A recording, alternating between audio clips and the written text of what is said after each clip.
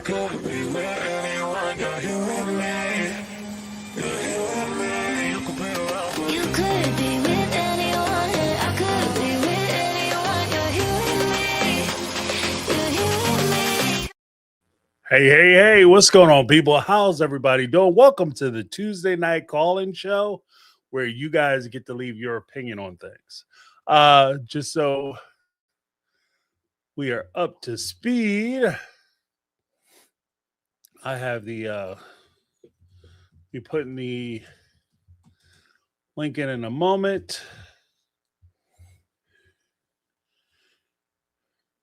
And we'll be off to the races.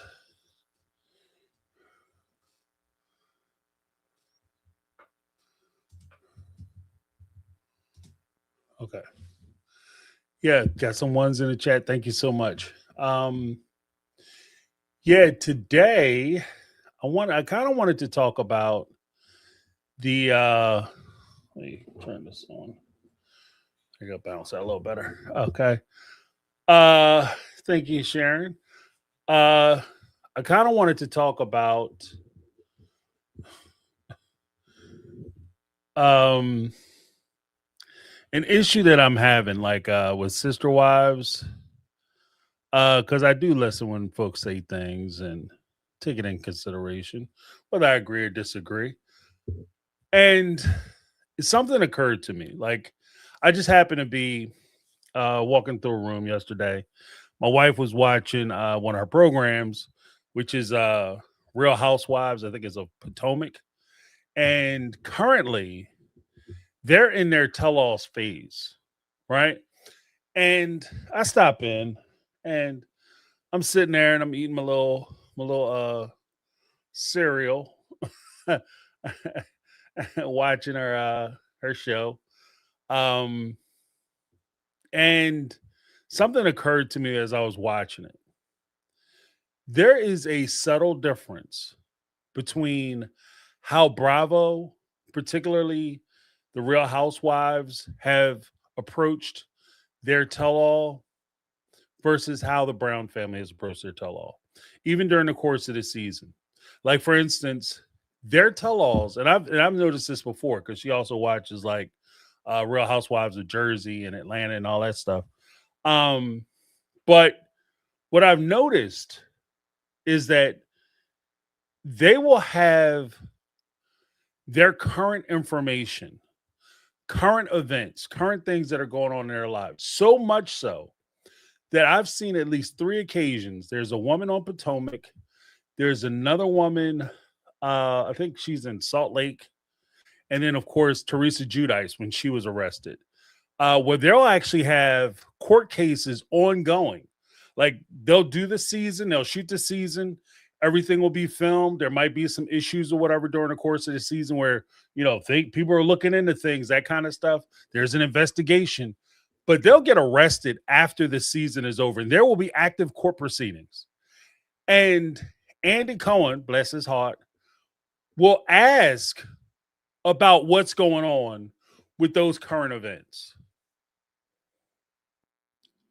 Will ask what's going on.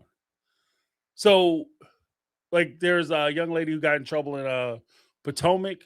You had the women responding to it because they do all their tell-alls all together, regardless of whether they get along or not. And they ask them about what's going on with this, what's going on that. So all their information is current information. And you put that against or put that opposed to how they do the sister wife stuff. We are literally talking about events from 10 years ago during the course of the tell-all. Events that happened 40 years ago. You're talking about how people met who are no longer in a relationship with each other. How did Janelle come into the family? How did she meet Cody? How was their relationship in the beginning? Who gives a shit? They're not even together anymore.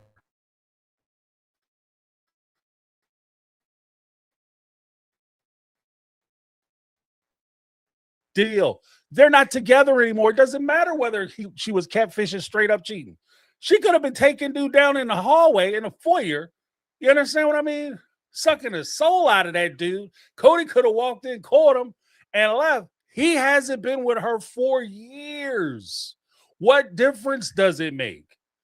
But we're supposed to be sitting, and I think what agitates the shit out of me, if I want to keep it all the way a buck, is the fact that you guys on TLC take us for granted to the point, not only TLC, the Brown family too, all of them, the Brown family too.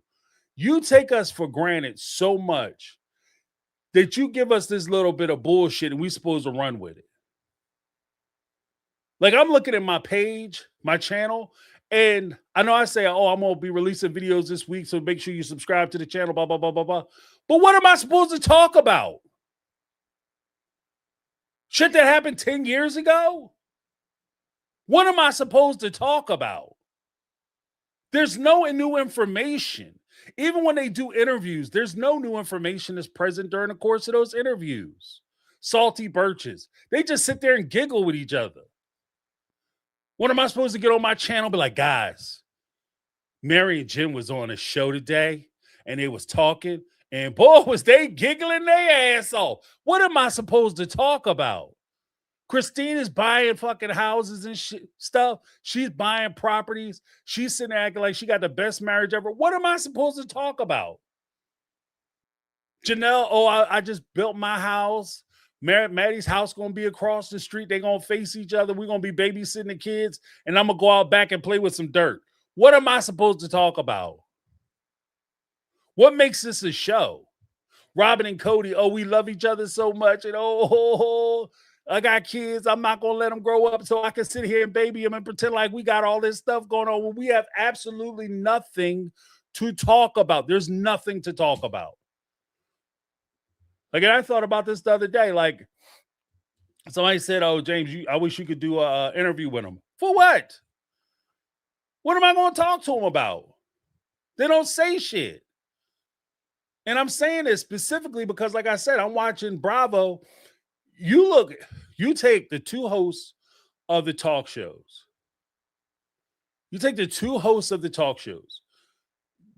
Andy Cohen versus Suki, right? Suki's credits and credentials as a reporter munchkins Andy Cohen. It munchkins him. Like, he is so small in the world of like reporting. It's ridiculous. But the big difference between the two of them is preparedness. You can see when Andy Cohen is watching it because he's an executive producer. He knows about the storylines. He knows about what's going on. He knows about what's happening with them on and off the camera, on the camera, during the season, off the camera, off season. He knows what's happening with them intimately. He talks to them. He communicates with them. He talks to everybody involved. So when they get to the tell-all and somebody tries to pawn off some bullshit, or they sit there and start trying, blah, blah, blah, blah, blah, and they start talking in circles, Andy is able to pull that conversation back and redirect them to get an answer. That's the biggest difference. Oh, but James, TLC won't let Suki do it. Then tell it's TLC. I'm done with I'm at the point now, and like I have other content that I'm actually focusing on that I'm going to start rolling out because I need a break from Sister Wives. I do.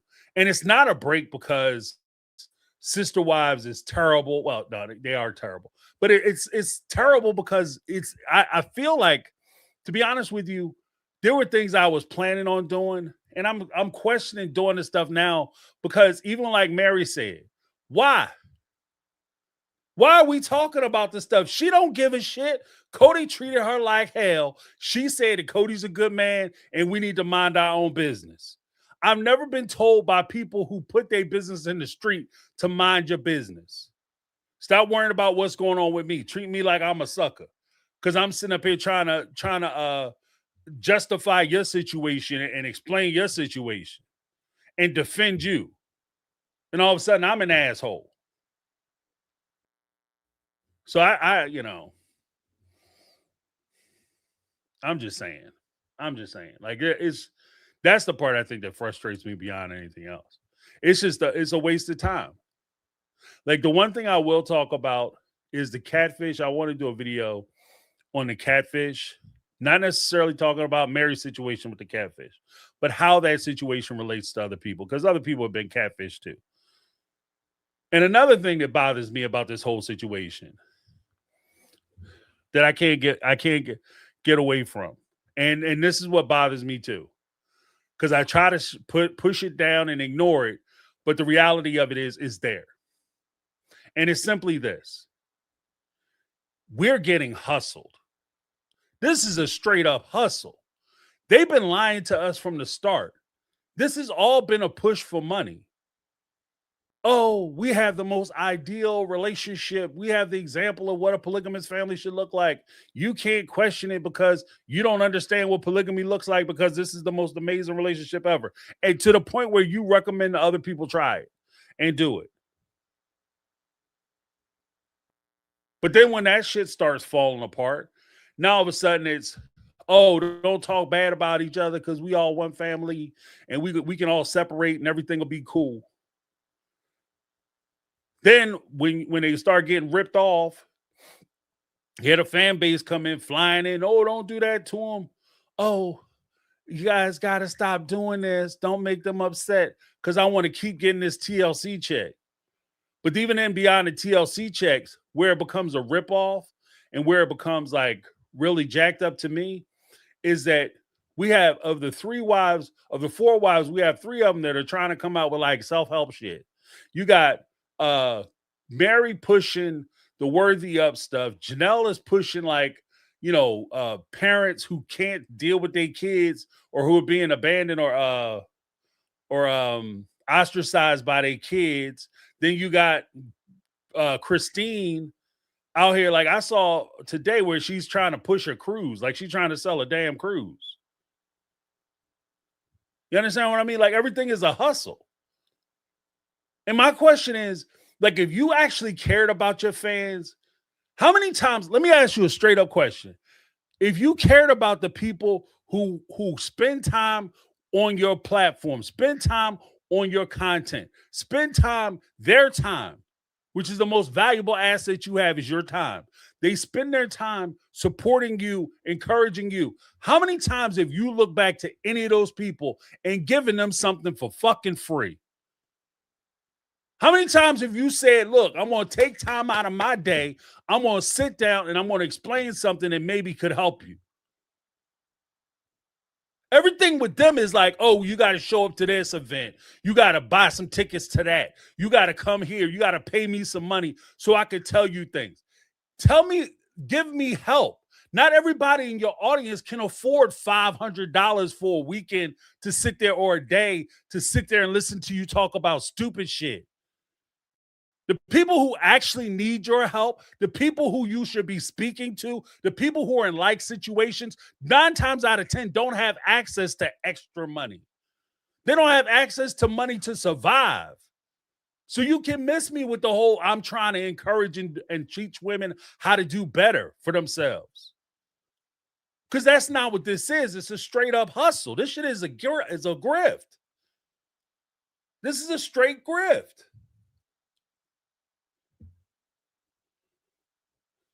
Just saying. Like, even with the like, I'm watching a couple of them went on like little podcasts or YouTube streams and stuff. And I don't give a shit. Like, my channel is small. You guys, check my view counts. I don't got a lot of, it might not make sense for them to come on my stuff. I'm not even arguing for me. But what I will say is, you do have people who have put in time, energy, and effort into talking about your situation, into defending you as you are moving through this space. They're trying to encourage you. They're talking to your fans. They're hyping you up during your off seasons, promoting your show, keeping the interest high in your show, allowing you to renegotiate your contract. Those drivers go widely ignored. Those drivers go widely ignored. Instead, and this is no shade on people who are getting these interviews, but instead, you guys are giving interviews and taking time and talking to people who are Johnny come newbies to the whole sister wife scene. They show up in like season 18, 19, start a channel, and all of a sudden you run to their show. But the people who, because there are people before me who were doing this content, and you won't even talk to them. You won't even return their phone calls or give them an email or give them a shout out. And they've been propping your ass up for years. Because like I said, if you watch any of the, I encourage you. It's on the Bravo stuff. If you have access to Bravo, watch one episode. That's what I did. I didn't watch all the damn because I'm not gonna get into it, like down another rabbit hole. But with the Real Housewives stuff, watch the most recent tell-all on Potomac, Real Housewives of Potomac, and you will see a night and day difference between how they do the tell-alls on Bravo versus how they're doing it on TLC. Night and day. Night and day. Everybody's on the same stage. They have to let each other talk. It's nobody jumping up trying to fight nobody. Nobody's threatening to walk off because they get asked a question or somebody make a comment and they can't handle it like they're a little kid or some shit. Nobody's sitting around talking about, this ain't a safe space. I don't feel comfortable. Like that, nobody's doing that shit. You know why? Because if they do it on Bravo, you know what's going to happen on Bravo? That's your last time on the show. You get up and walk out on Andy when he asks you a question, Andy will fire your ass. You tell Andy that you don't want to answer that because that's verboten, your ass is fired. You are mega fired. That's the difference.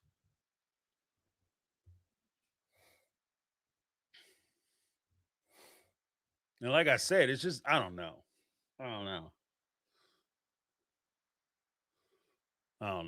Because like I said, I'm looking at it. I'm looking at it, and I know some folks are gonna be like, "Damn, James, you all fired up. What you all mad about?" It's just, look, when it comes down to it, I'm not the one to sit here and just pretend like it's okay that I'm being used. Like sometimes I recognize, like, it is, systems are systems and things happen, and somebody's going to use you. Like, all right, well, I'm gonna let them get away with that. But me, like, I don't like people trying to play me like I'm a dummy. I don't enjoy that. I don't enjoy that. This is the equivalent of when Cody is sitting there and he's saying stupid shit to whether it's Christine or Janelle, and he's telling, like that time he was telling Christine, yeah, if you take me to get child support, then the government gonna come and take the kids away, and they're gonna take away all your money. Oh, they're gonna hire a lawyer, they're gonna take away the kids and the money. Woo! Like that stupid shit. I understand you scared. I understand that you are going to say things to try to defend yourself. I understand that.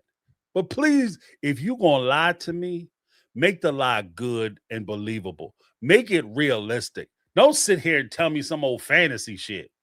You might as well tell me a damn leprechaun on a unicorn is gonna come by and snatch the kids up and take them to the other side of the damn rainbow while you're at it. Like that kind of dumb shit. And the same way when I was watching it, I was insulted. I'm insulted now. Because this is it's downright insulting. And then they're going to roll out season 21 like they're going to talk about some shit. Mary's announcing she's doing a tell-all book. Tell what?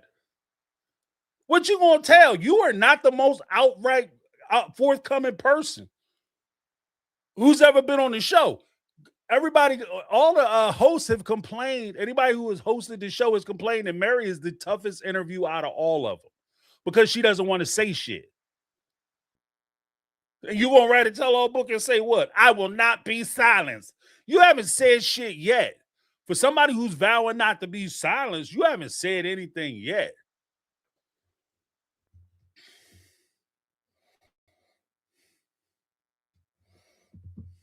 I'm just saying, because I'm just on the fence, man. Like I said, I was a long time watcher of 90 Day Fiancé. I got rid of that shit. I stopped watching 90 Day Fiancé after their last run of Happily Ever After. Best decision I ever made. Best decision I ever made. I'm watching that shit now. Like I see, like it'll pop up, and some of the stuff that they have planned, and some of the stuff they trying to do. It's so obvious that none of the people on this show at this point are even interested in doing this show. They're there because they're trying to increase their social media footprint, whether it's Facebook, Instagram, whatever, so they can get brand deals. They will agree to do any storyline they put in front of them. If they tell them tomorrow, oh, yeah, you supposed to be having a relationship because we want to bring this other person who is on previous seasons and he's not with his wife anymore, but we want to bring him back. And instead of us filming him with prospectively another person that the fans are unaware of or unfamiliar with, what we're going to do is we're going to take him and hook him up with another person who's left their husband and pretend like they having a relationship and they having complications with their stuff. Ooh, that is going to be good. Stupid shit. And you know these people ain't together like that. It's like a little clubhouse. This shit's corny. It's stupid. I'm so glad I'm not watching 90 Day Fiancé. It's so dumb anymore. It's so dumb. Very little of it has to do with like actual people being in love and trying to get to the States to get married. Now they're not even. Now they send people off to different places, like 90 Day the other way, or before the 90 Day. They send people to other places so they can meet people. They can introduce the new cast member to the show.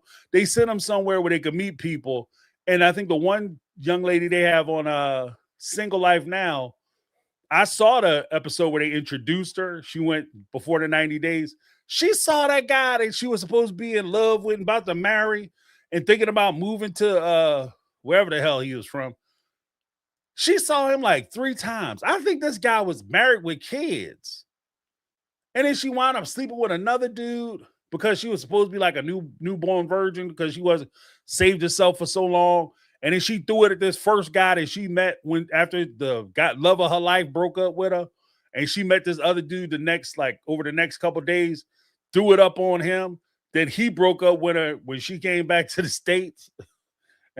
Now she back on Single Life. I can't do it, man.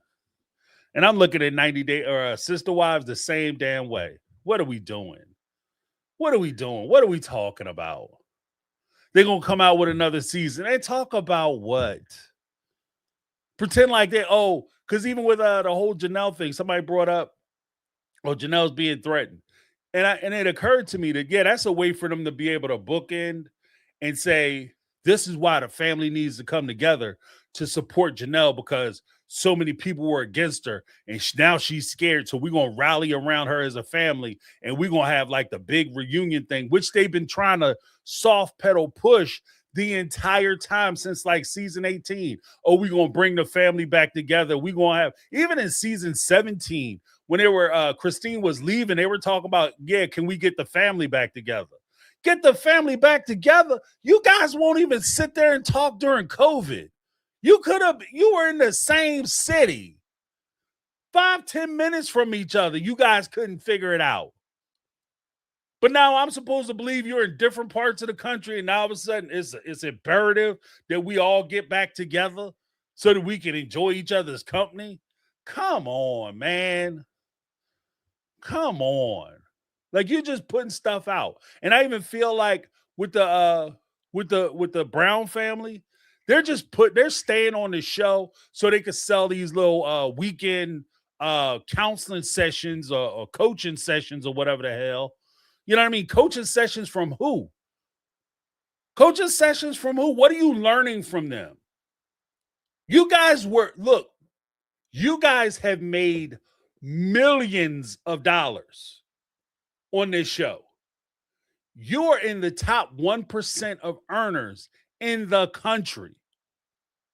Whether you can feel bad for them all you want, they're in the top 1% of earners in the country with the amount of money that they are making from this show.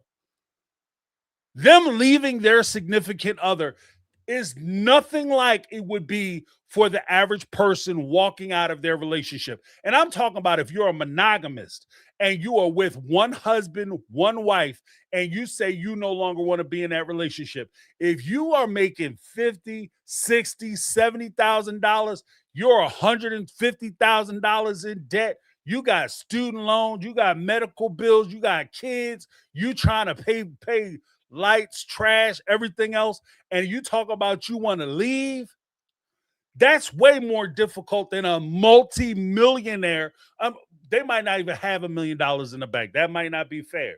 But they should have millions in the bank because they made millions of dollars. Just because you're shitty with your money doesn't mean that you're in the same situation I'm in. Because your tax record doesn't look nothing like my tax record. Your tax bracket doesn't look nothing like my tax bracket. So it begs the question for me, what the fuck are you going to tell me about a relationship? What are you going to tell me about leaving a relationship? And here's the secret to the sauce too. If you want to do this is what happened. This is what happened when I left. Just citing Mary. Worthy up, y'all. I'm living my best life. I don't let nobody come into my world and tear me down. That's all cool. That hero shit is all cool. But you have to talk about your L's for people to understand your W's. You have to talk about your L's for people to understand your W's. You don't talk about your L's. You call it a time that right before the catfish, you call it a catfish situation instead of calling it what it was.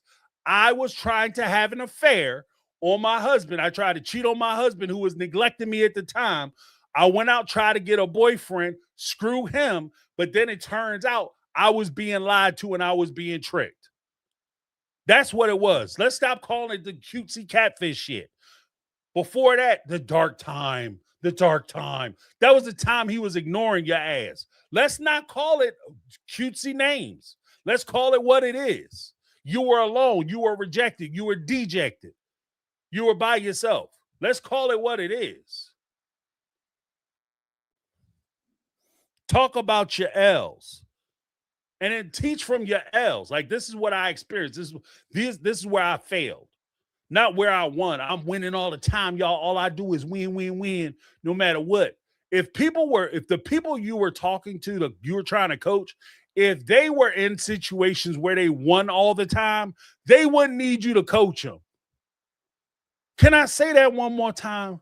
If the people you were dealing with that you're trying to sell your little programs to are used to, like, you get up and you want to tell your hero stories, your Shira stories about how you the heroine and you the one that don't take no shorts and you win every time you turn around because you make awesome decisions and you protect your peace and you do all this bullshit. You a successful businesswoman. You got all kinds of money and you worthy up and you realize how valuable and awesome you are.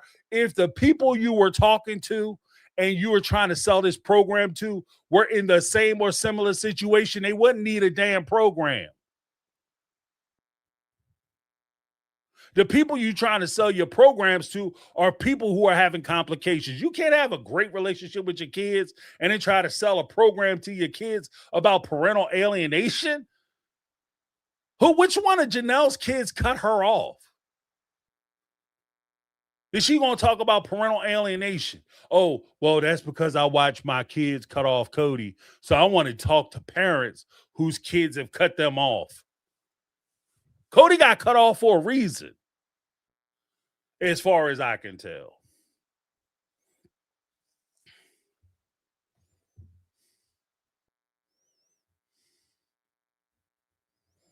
Now I want to have somebody come on and say, James, you being mean to them, you bullying them. I'm not bullying them. I'm just calling it what it is. I'm just not going to sit here and be quiet no more. I'm not going to sit here and pretend like they get because they had a hard time. Life treated them unfairly and they had a hard time. I got to put on my kid gloves and treat them like precious porcelain glass. Because here's the secret. Life has been kicking me and everybody I know square in the ass since day one. I don't know anybody. I know people who are very successful. I know people who are not successful at all. And I'm telling you, everybody involved, whether they're the highest of the high, the lowest of the low, all of them, life is taking their time. It's time kicking their ass, because that's what life do. Life kicks your ass. And even talking about like the prospect of loser. I don't want to tell no loser stories because I don't want people to look at me like I'm a loser. I'm bad. A while ago, I used the example, then I'll share the link. I used the example of Keanu Reeves, John Wick, right? To talk about like the villains and all that stuff. There ain't no villains. We don't need no villains because you don't know how to tell a story. And I can tell y'all don't know how to tell a story based on the storylines y'all been putting forward on Sister Wives. Don't get me started.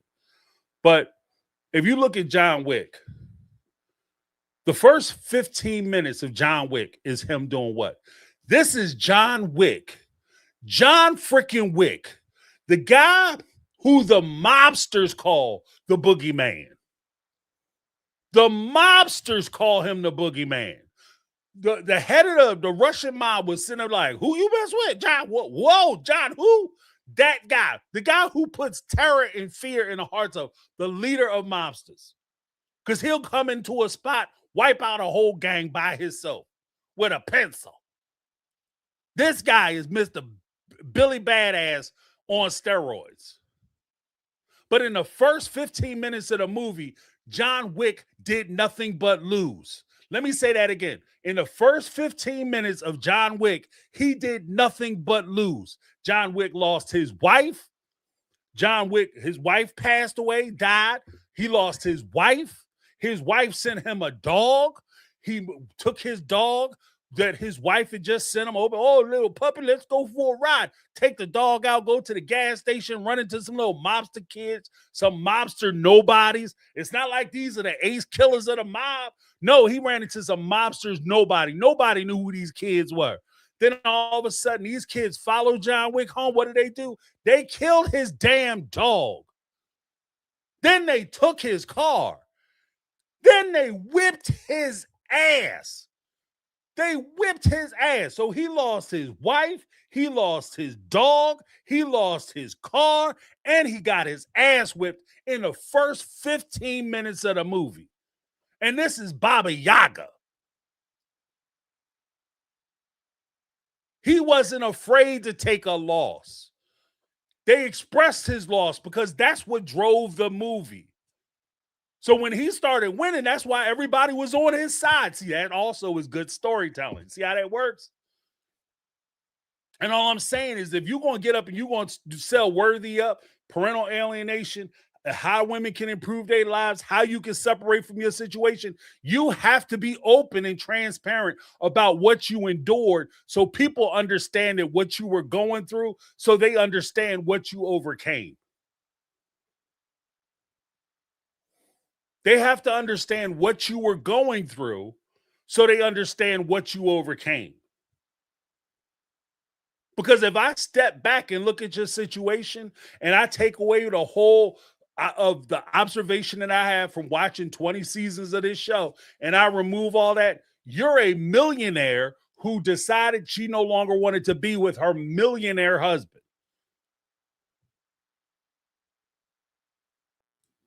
That's not the same thing as somebody who has been financially, emotionally, psychologically abused and mistreated by a spouse who has been systematically trying to degrade and torture and demean her over the course of generations, not even generations, that's misspoken. Strike that, redirect. Over the course of decades, and not only her, but her children. Talk about what you endured so that we know what you went through to understand what you're overcoming. Like I said, I have no idea why anybody would, and that's what I say. I don't understand why anybody would sign up for those coaching classes. I have no idea why you would sign up for a coaching class from somebody, because they're not in your situation, and two, they're not honest. So how are they going to teach you how to do something that you don't understand what they went through? And I'll give you another little hint. Somebody said, somebody asked me a while ago, hey, James, you ever think about doing coaching stuff? No.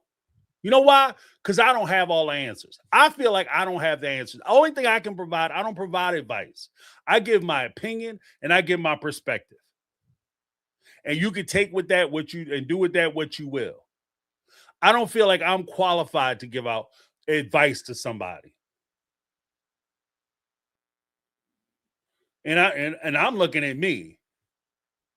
And I think I'm far more expressive with the way that I talk about things than these folks. And I don't think I'm qualified. So I don't know how in the world they feel like they qualified to do that shit.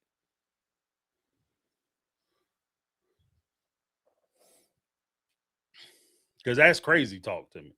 Like if you pay for a course to go see the Brown family, to me, I think if you paying for a course to go see the Brown family for these courses, you're paying to meet the Brown family. It's a cover charge for you, to admission charge for you to be able to get a picture, maybe a signature or whatever, and fanboy. Like that's the only reason why you would go to this shit. But that also goes back to why it's so important that they keep the show. They don't want to talk about anything. They don't want to reveal anything. They just want to keep the show so we keep watching. But then they just so that they could build this side business, kind of what I was talking about with 90 Day Fiancé. It's not about doing the show anymore. They're so past and so overdoing the show.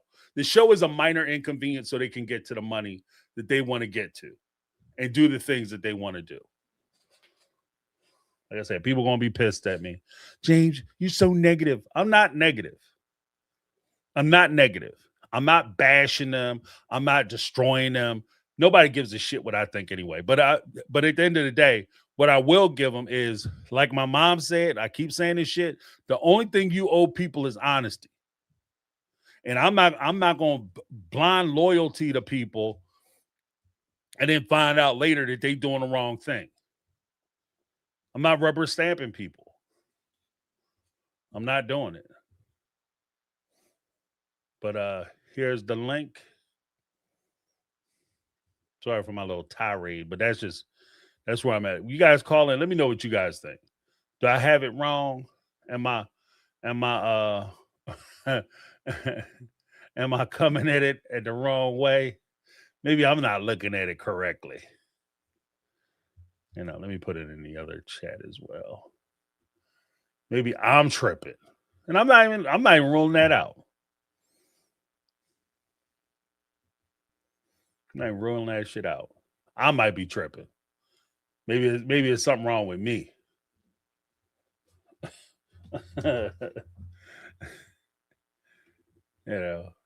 damn, James, maybe you do need to take a break, son. Maybe you do need to take a break. Because you be tripping, James. You tripping. Hold on 1 second.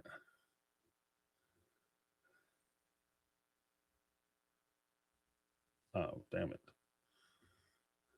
Because like I said, I don't think I am.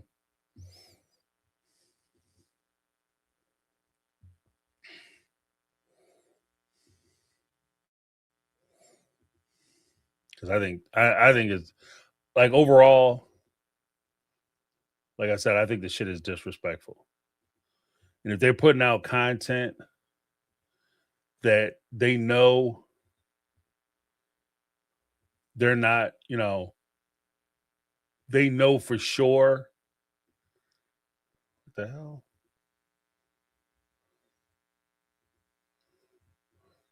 All right. I'm gonna put it in the other chat too. But they know for sure that they're not trying to say anything. They're not trying to do anything. They're not trying to really put any information out. Stop doing the show. It's embarrassing. But that's kind of where I'm at. Coming to the stage, we gotta just so you guys know, I'll run the lights or whatever, and I have the buzzer to let you know that your time has expired. So I'll give everybody 5 minutes. Let me set my clock up though. I am not prepared. came in. I was so fired up about that shit. Like I said, it's hard when you watch, you watch a show, and we've been complaining about like how they've been doing the tell-alls forever. And you watch, like I watched my wife's show yesterday. I was like, this is some bullshit. Like, how they gonna do us like this is some bullshit? And then they're on top of that, what burns me up even more, on top of that, they act like we should be thankful. Well, y'all ought to be thankful. I would bother talking to you people. You gotta be thankful. But coming to the stage, we got a Megatron in the house. What's going on, Megatron? How you doing? Hello. I'm sorry. Hey, James. Hey, how you doing? I am hanging in there, one day at a time, man. One day at a time. I'm telling you. Hopefully That's all we can do. That's all you got sometimes. Both hands. That's, That's it. And I'm just not one to wallow. Mhm. I'm a firm believer in just working through, some people, not knocking people who can't, but I've just never been one of the ones that go through something and then just sit there and complain about it and woe is me and everybody look at me. See, I'm grieving. Like I've always moved in silence, keep it moving, keep it grooving. And when I'm not okay, it's okay to take some time off, but I don't like to wallow in it. You know what I mean? No, I went on to the gym today, worked through it, so that's just where I'm at. Okay. No, because again, I commended you the other day. I was talking about you. I don't think you were on, but we was talking about you behind your back, so you know. Yeah, I told you.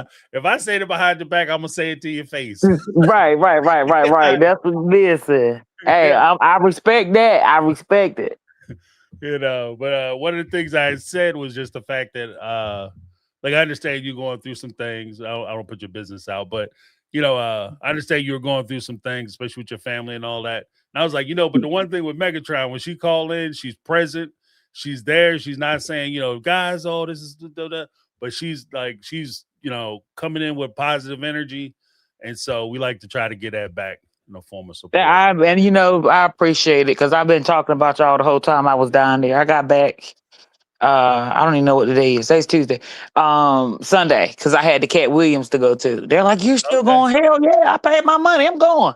Well, he got my money cash to check, so yeah, I'm gonna at least look at his ass. You know what I'm saying. And it was a good show, and it was nice, and the love, the prayers, the support is there. We feel it. We need it. And just thank y'all. Seriously, thank y'all. The whole My Take fam. We really appreciate it.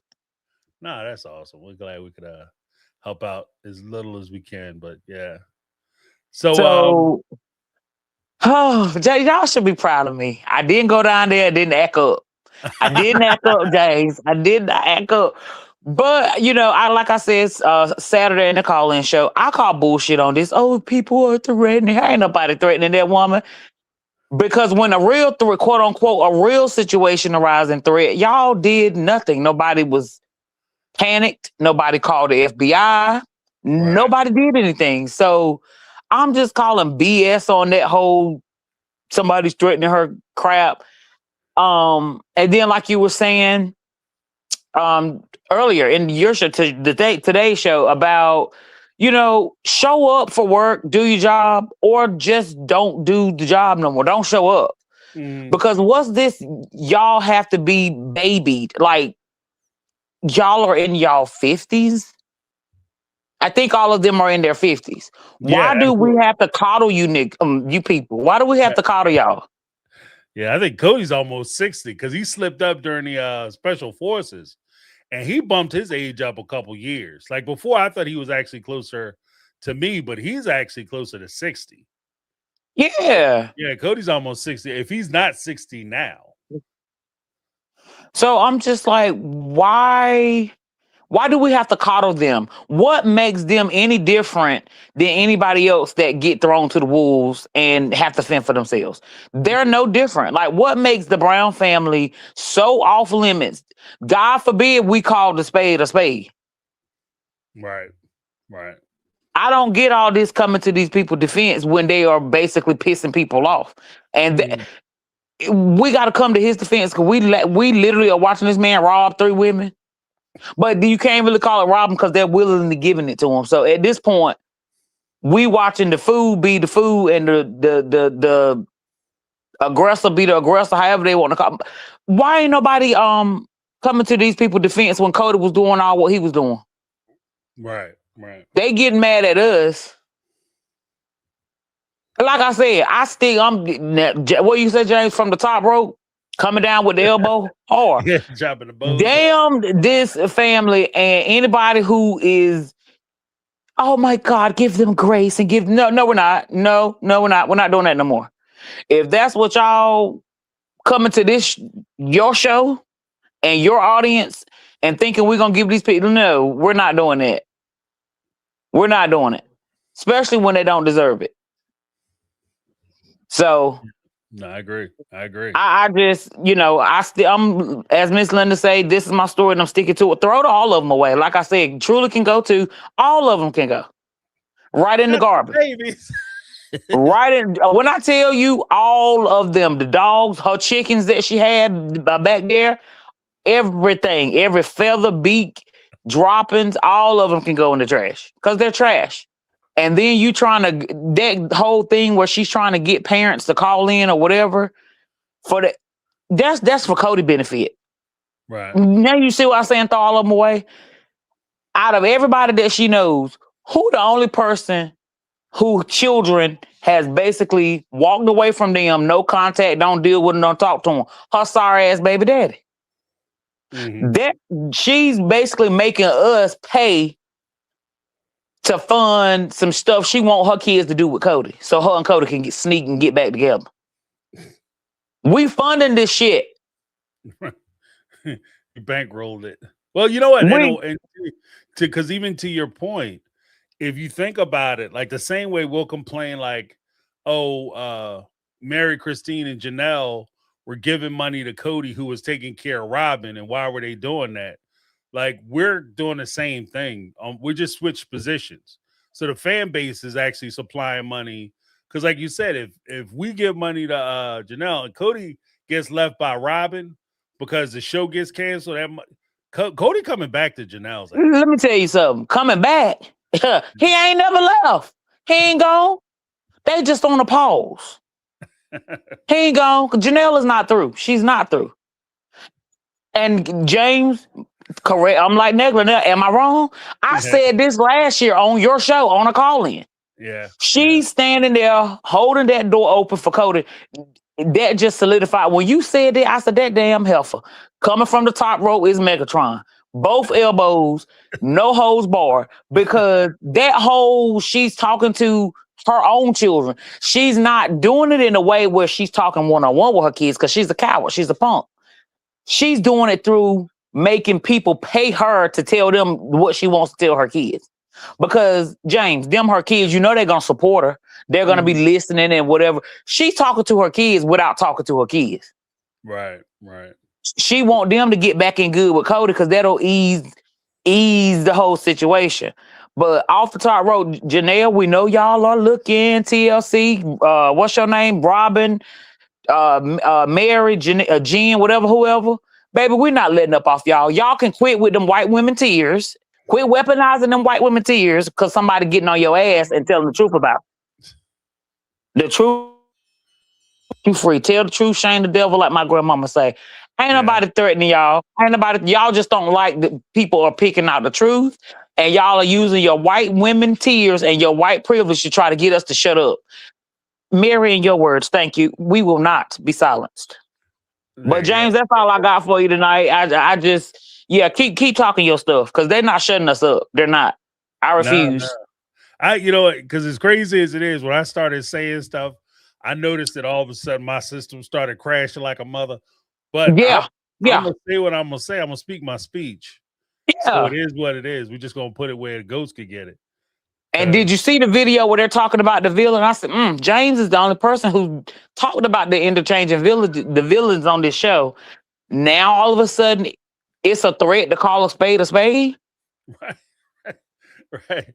Yeah, I did. Yeah, I did see that video. I actually responded to it in a loose way, but like because my position is I'm not going to support going down there doing something to Janelle physically. Like it's Right, not that right, important. exactly. And again, Exactly. just to reiterate it, I'm not even just saying that. Like, don't do it for Janelle. She got kids and everything else. But I'm also saying that to the fan base who watches the show. Like, I don't want to see Right. somebody go down there and ruin their life trying to It protect ain't somebody worth who it. don't give a shit about you. Yeah. Right. It ain't worth because they all in cahoots. All of them are in cahoots. Right. But I don't know about nobody else, James. And this is from my point of view. This is my opinion. I don't know if you took it that way or you see it that way or whatever. But I felt like that the reason why I was so enraged when I saw that was because, first of all, there's not many men covering this show. Mhm. And I could kind of maybe almost with certainty say you're the only black male covering this show. Yeah. I think So it's almost like they're trying to villainize your show to make themselves look less villainous. And that offended me to the high offensive. You know what I mean? Right. Like it pissed me off. Because it's like James the only one with a video talking about villains on the show. Now they're making it seem like you're this Pied Piper getting everybody to try to beat them up. That's kind of almost what I felt like. Mm. And I was like, hell no. Hell no. Yeah, I didn't see that. I see what you're saying. I didn't think about it like that, but I did pick up on the fact that to my knowledge, maybe somebody else is saying it, but to my knowledge, I am the only one who said I made this villain. Is in my title, my thumbnail title about the whole villainy thing. Yes, that And you're the only channel I've seen with that. So it was like, oh, these motherfuckers talking about us over here. yeah. They talking about our person. Not gonna happen. Not finna go there. Not go because listen, Linda. Now you want to go talking about shit being hard now. You have no idea who the fuck I know down here. It can get ugly real quick, but it won't be streetwise. You know what I mean? Because I know a Right. lot of people at that courthouse down there. Very, very, very, very a lot of people down there. Very high people. Oh, okay. So you know what I'm saying? So it's like you got to be mindful down there. You just got to be mindful of what you do, what you say. It ain't what you know, it's who you know most of the days. Mm. You know what I'm saying? And it's like, okay, but y'all are trying to throw shade on James and my take. Say our name. If you're gonna throw shade, put it out there. Say the whole name. Mm. Don't be subliminal. And he ain't saying anything wrong. We're not saying anything wrong. Right. I haven't seen anybody here threaten to do nothing to them people other than, boy, oh, she need her ass whooped. That's not a threat. That's just stating the obvious. You do. Because the whole thing is that like this goes back to the whole idea of the safety thing. Like, oh, it's not a safe place. It's not safe. When push comes down to shove, me saying something or making an observation isn't me threatening you. If I criticize you, that's not me threatening you. That's not a threat. If I observe it, like I said, I would, if I went out, and I think I said this on Sunday, but if I went out on to a club or a bar with a friend of mine and I was at his wedding and he's in there and he's carousing with this young lady and he talk about, yo, James, I'm about to dip. If my wife called, tell her blah, blah, blah. I'm gonna pull him aside and say, bro, are you ready to get divorced? Because you're making a choice. Like, this is a choice. And I would talk to him about it. That's not me not being on his side. That's not me hating on him. That's to my friend that you messing up. Giving them the real. Right. And so that's called reality. Right, These people don't live in reality. They live in this fantasy, fake, made up BS world that if you're gonna be out here with the common people, you need to get with it, the program. Because we're gonna tell you the truth. We're not about to sugarcoat and like them people do over there in whatever environment y'all was in. Right. You can't handle people critiquing and telling the truth. You shouldn't have never got on a TV show. Mm-hmm. Well, especially don't get on the TV show and damn sure don't sell no programs and no coaching. Yeah. Justify everything that people want to do the wrong way because you're going to jam some folks up. You can ruin people's lives giving them bad advice. There you go. Like, people are dying Right. People are literally dying, and here you are lying, talking about worthy up and whatever the hell Janelle's doing, because you can get somebody hurt. Mhm. You know what I mean? So where is their accountability? People want to come down. Oh, people are bullying people. No, ain't nobody bullying them by telling them the truth. The truth is the truth. Right. Right. So I don't know. I just took personal offense to that. Like they're trying to make James out to like I've kind of felt like they were throwing shade on the whole channel. Like, oh, look at these angry, black people over here and da da da da da da. No, we're not doing that. Well, So we can't ignore the white brothers and sisters, but yeah, I got you. true. Yeah, because I mean you're the I know what face. you So mean. I they're know what looking you at mean. you. Right. Oh yeah, Right. that's how they are. Their history with us is we ain't gonna get that deep into it, but that's just what I took from it, James, and that's why I came to your defense as hard as I did and as hard as I do continue, because at the end of the day, you haven't said anything wrong. You're not leading us. It's almost like they're saying that you're the reason why so many people hate them. You're the reason why so many people hate you. Right. Right. Right. You're steady asking people for money to worthy up and whatever the hell y'all got going on. And then y'all still letting this fool steal it from you. Any way, shape, form, or fashion. And that to me, it's like, I'm not going to keep supporting you. And then you keep just funding him and his wife. Right. Right. Especially You know what I mean? people who are waiting for the financial downfall portion of the show. And you find out like they've been bankrolling them, propping them up the whole time. Like the whole time. That's Janelle. That's what Janelle's doing. I swear to God, I believe that's what Janelle's doing. She's financially, well, Janelle, we're a little short on the rent this month. And, and if I lose everything, we all lose everything. And y'all don't want that to happen. Oh, well, Cody, I can give you $25,000. That's all I have this month. That's her. I believe her. Now, Christine can't do it because David is saying, Mary got Jen, but she's sneaking and doing that too. Yeah, yeah. They still funding Cody. You bet your ass and mine that he's calling it. Well, we still got stuff to hang up for Coyote Pass, so I'm gonna need another check for $15,000 from each of you. And they too dumb, and they'll do it, and they'll send it. Well, we all family, so I don't want to create no problems. Like, right. And that's the thing too. Like, I get not starting no shit, but at the same time, you don't have to let people take advantage of you either. You know what I mean? Yes, that's where we're at. We're done.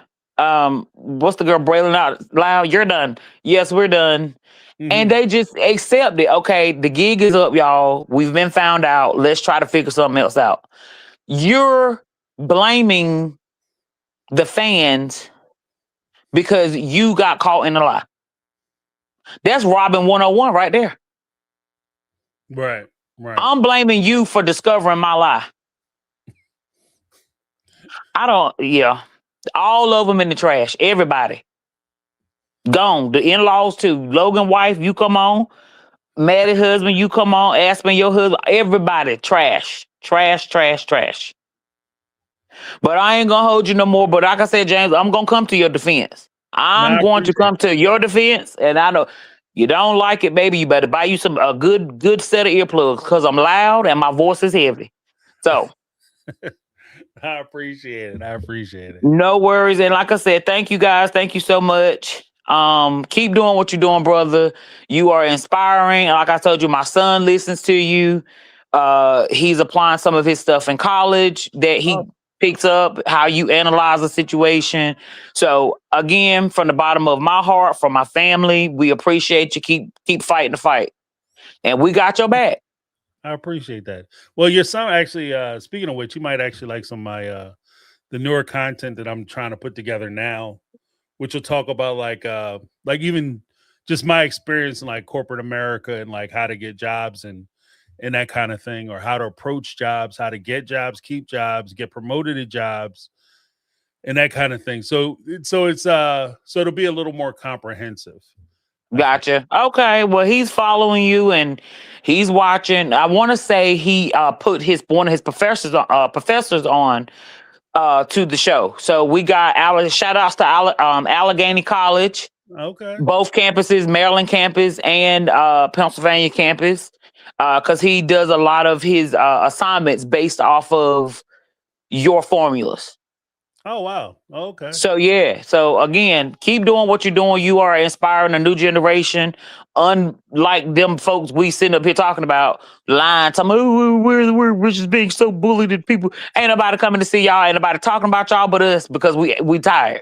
Right. Right. James is the new family the Brown family scapegoat. I am done. There you go. Maybe they'll bring me on the show and I'll be talking about it. And James, now, you know I you got might to be go the up there and hardest cry. interview they have. Now you know you got to go up there and cry. You got to grab a little T-shirt, and it's so hard. You guys don't understand what I've been through. I got some T-shirts. Yes, and some jewelry and some flowers that I'm trying to sell. You guys can check it out on MyTakeOnReality.com. I'm Get yours telling you, right away James. while supplies last. Right, get the hustle in just like they do. Yes, That's all. yeah. But thank you so much, my take, James. Again, keep fighting a good fight, my brother. We here, we ain't going nowhere, and they will not shut us up. Oh hell no! But thank you, Megatron. I appreciate you calling in. All right, James. Good night. Always a pleasure. That was Megatron, y'all. Just put a smile on my face. You know what? There's people that you meet. Megatron actually reminds me, like when I talk to Megatron, she reminds me of a lot of the folks that I knew. Like I said, I spent a good amount of my childhood going shuttling back and forth from like down south and up here and northeast.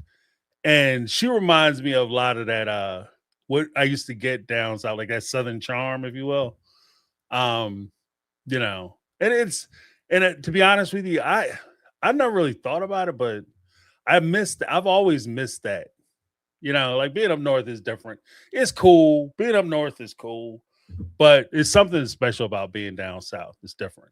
Like the people are different. The pacing is different. The approach, the way people approach stuff, just it's especially like Megatron was talking about small towns. I was in a small town in Georgia. That's where my people were coming from, and she's right. Like them, this small towns, Jack, it's different.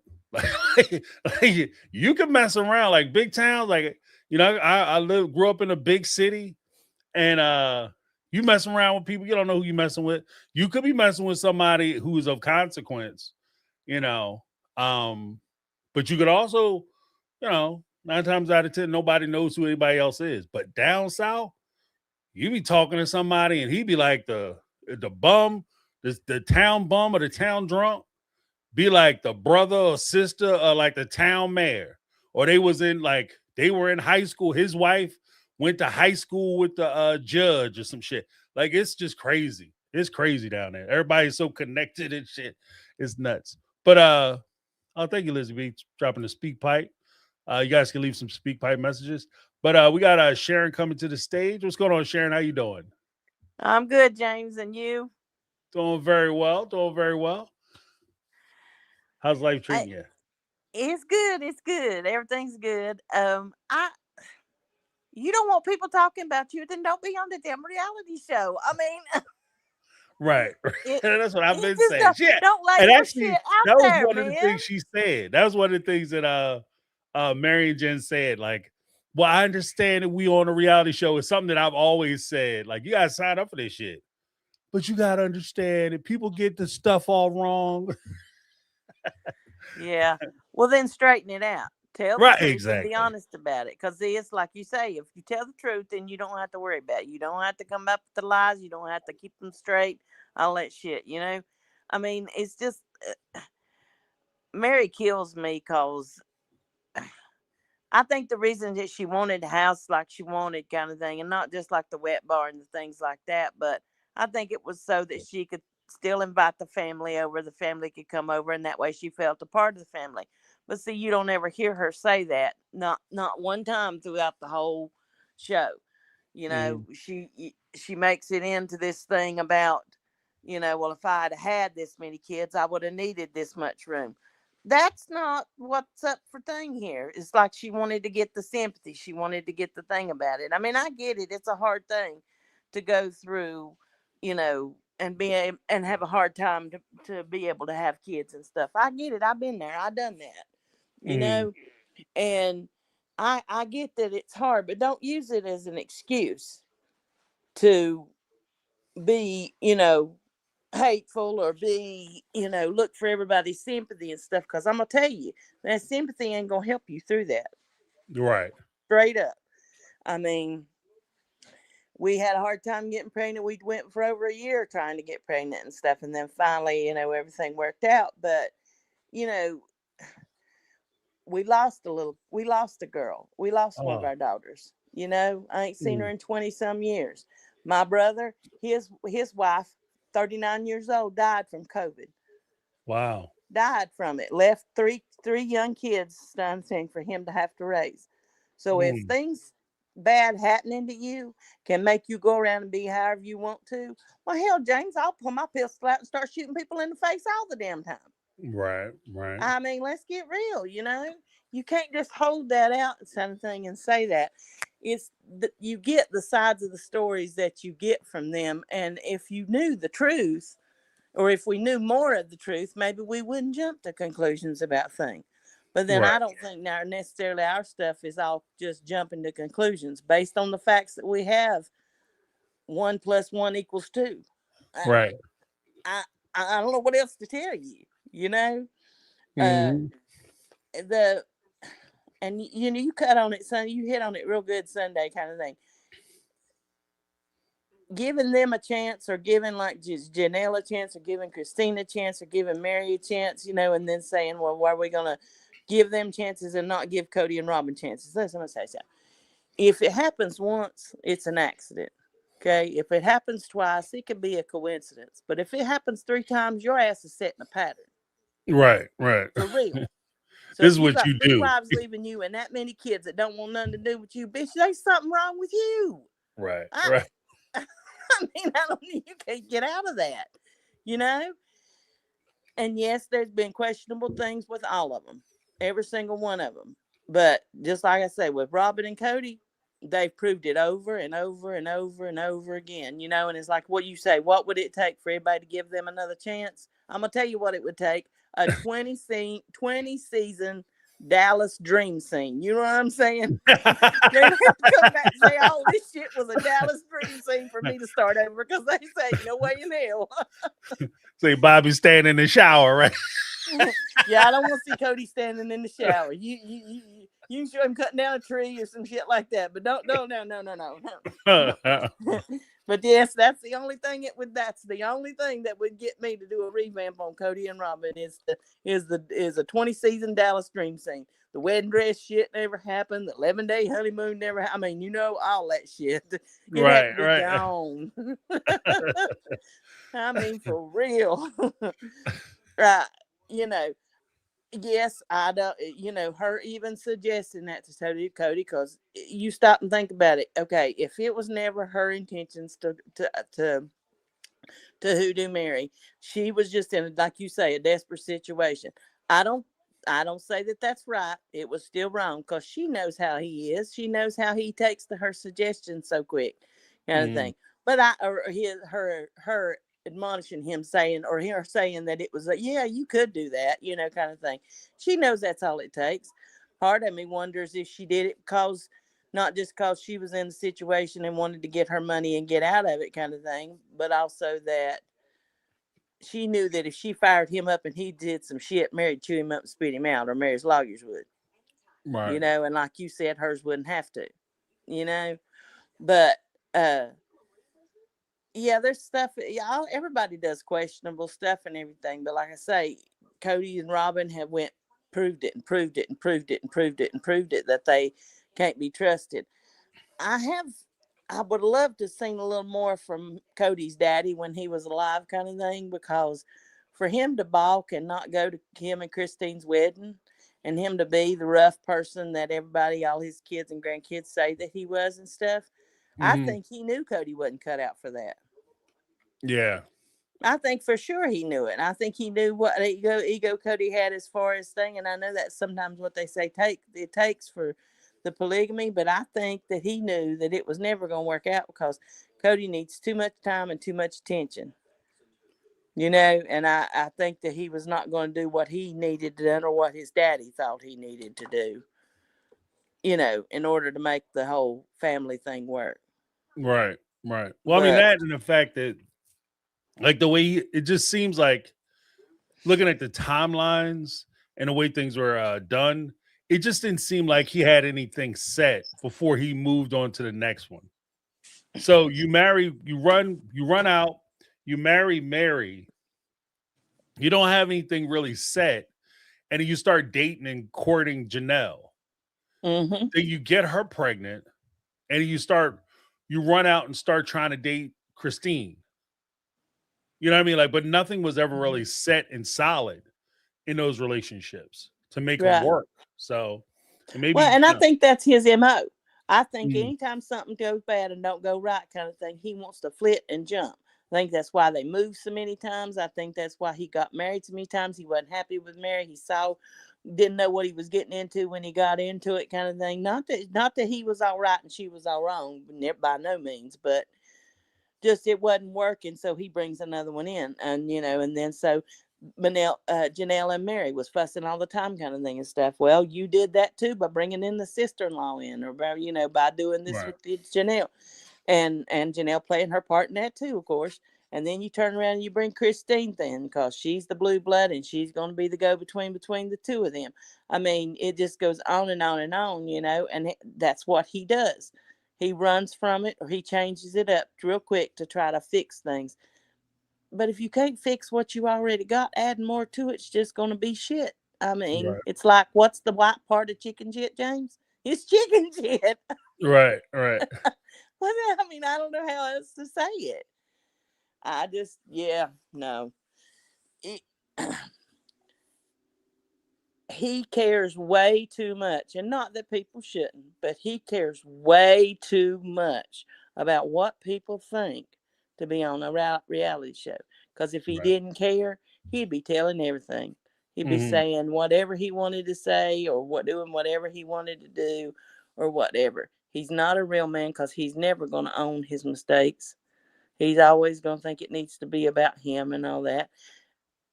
And people could say what they want to, but I'm telling you, Robin manipulating the way she does and all that. I'm not saying that she's the reason the family broke up, because that was never going to work the way they were going.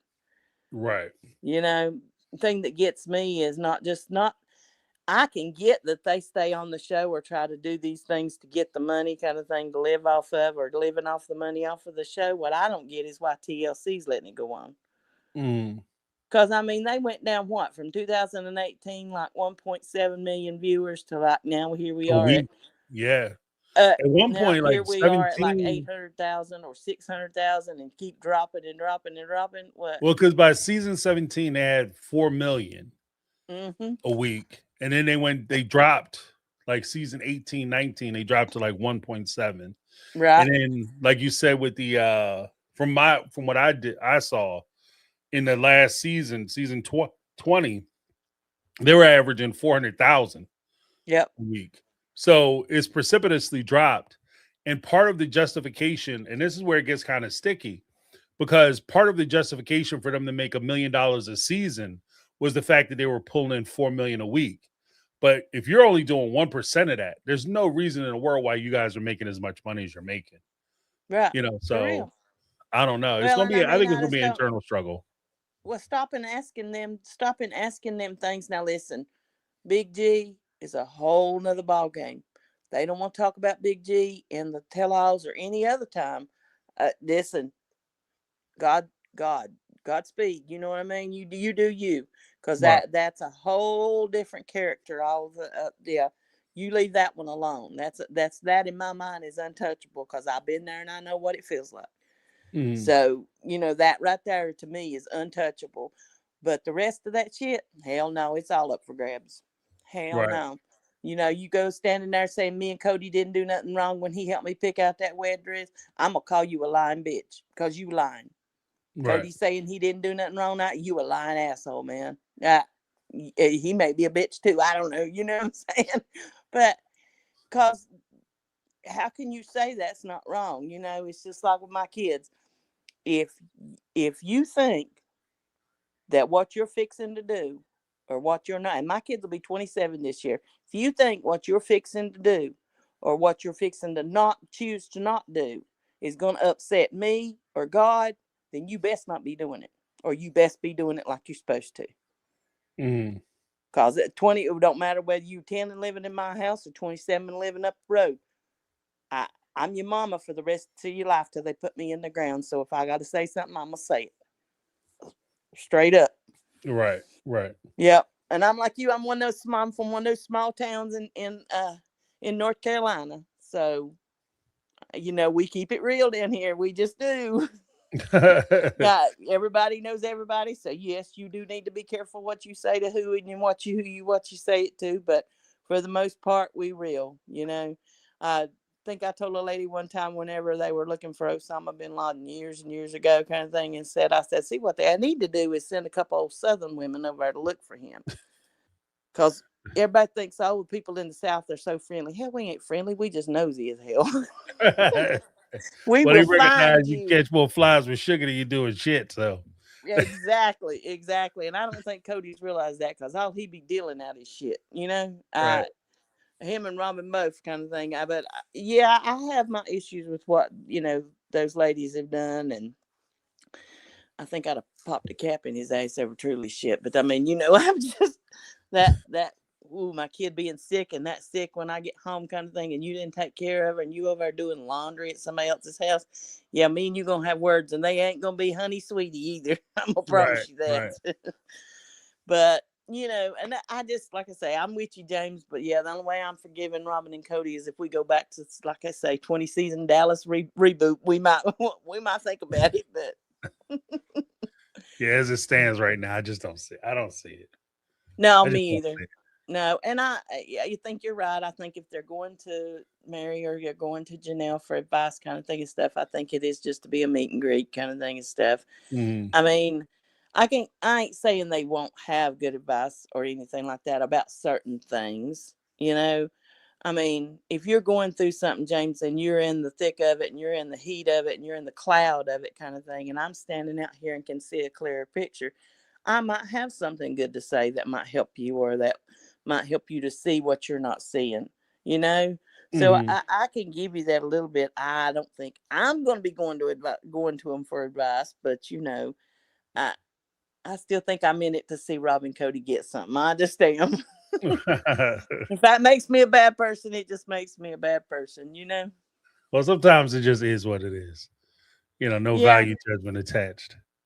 Well, and sitting and watching this kind of thing and stuff, it makes you feel like even if you're going through some rough stuff, kind of thing, maybe your life ain't as effed up as somebody else's. You know what I'm Right, saying? right. Maybe sometimes that's the silver lining is that your life ain't quite as effed up as the man on TV. So, yeah. Well, listen, you take care of yourself, James, and I'll be out. All right. Well, thank you so much for calling in, Sharon. Appreciate you. Everybody have a good night. All right. All right. Sharon in the house. Before we go to Carmel Cuties, got some super chats. One from Negla3 with the $5 super chat. Sound like a scary movie almost. Not feeling well or so. Just listening tonight. Love you all. F. Leroy. Parting shots. All right. Hope you feel better, Negla. Hope you feel better. Something's going around. Something had my ass. I still kind of got me a little bit. I thought I was over. It pulled me right back in, y'all. I thought it was over for a play. I was like, damn, this is serious. What's going on? Shortness of breath. Oh, that I was about to clock out of this mug. But something is going around. So make sure you take care of yourself. That's why I'm sitting there eating oranges and crap. Get that vitamin C up. Try to build that immune system up back. Because something is going around. And whatever it is, it kicked my ass. So, you know what I'm saying? I don't know whether it's putting people in the dirt or what, but it was bad enough where I was like, I don't know, man. I was looking forward to one day dancing at my daughter's wedding and, tripping out of my son's wedding and stuff. So make sure you take care of yourself. But thank you so much. Hopefully you feel better, Necla. Let me get a little something. And now, take care of yourself.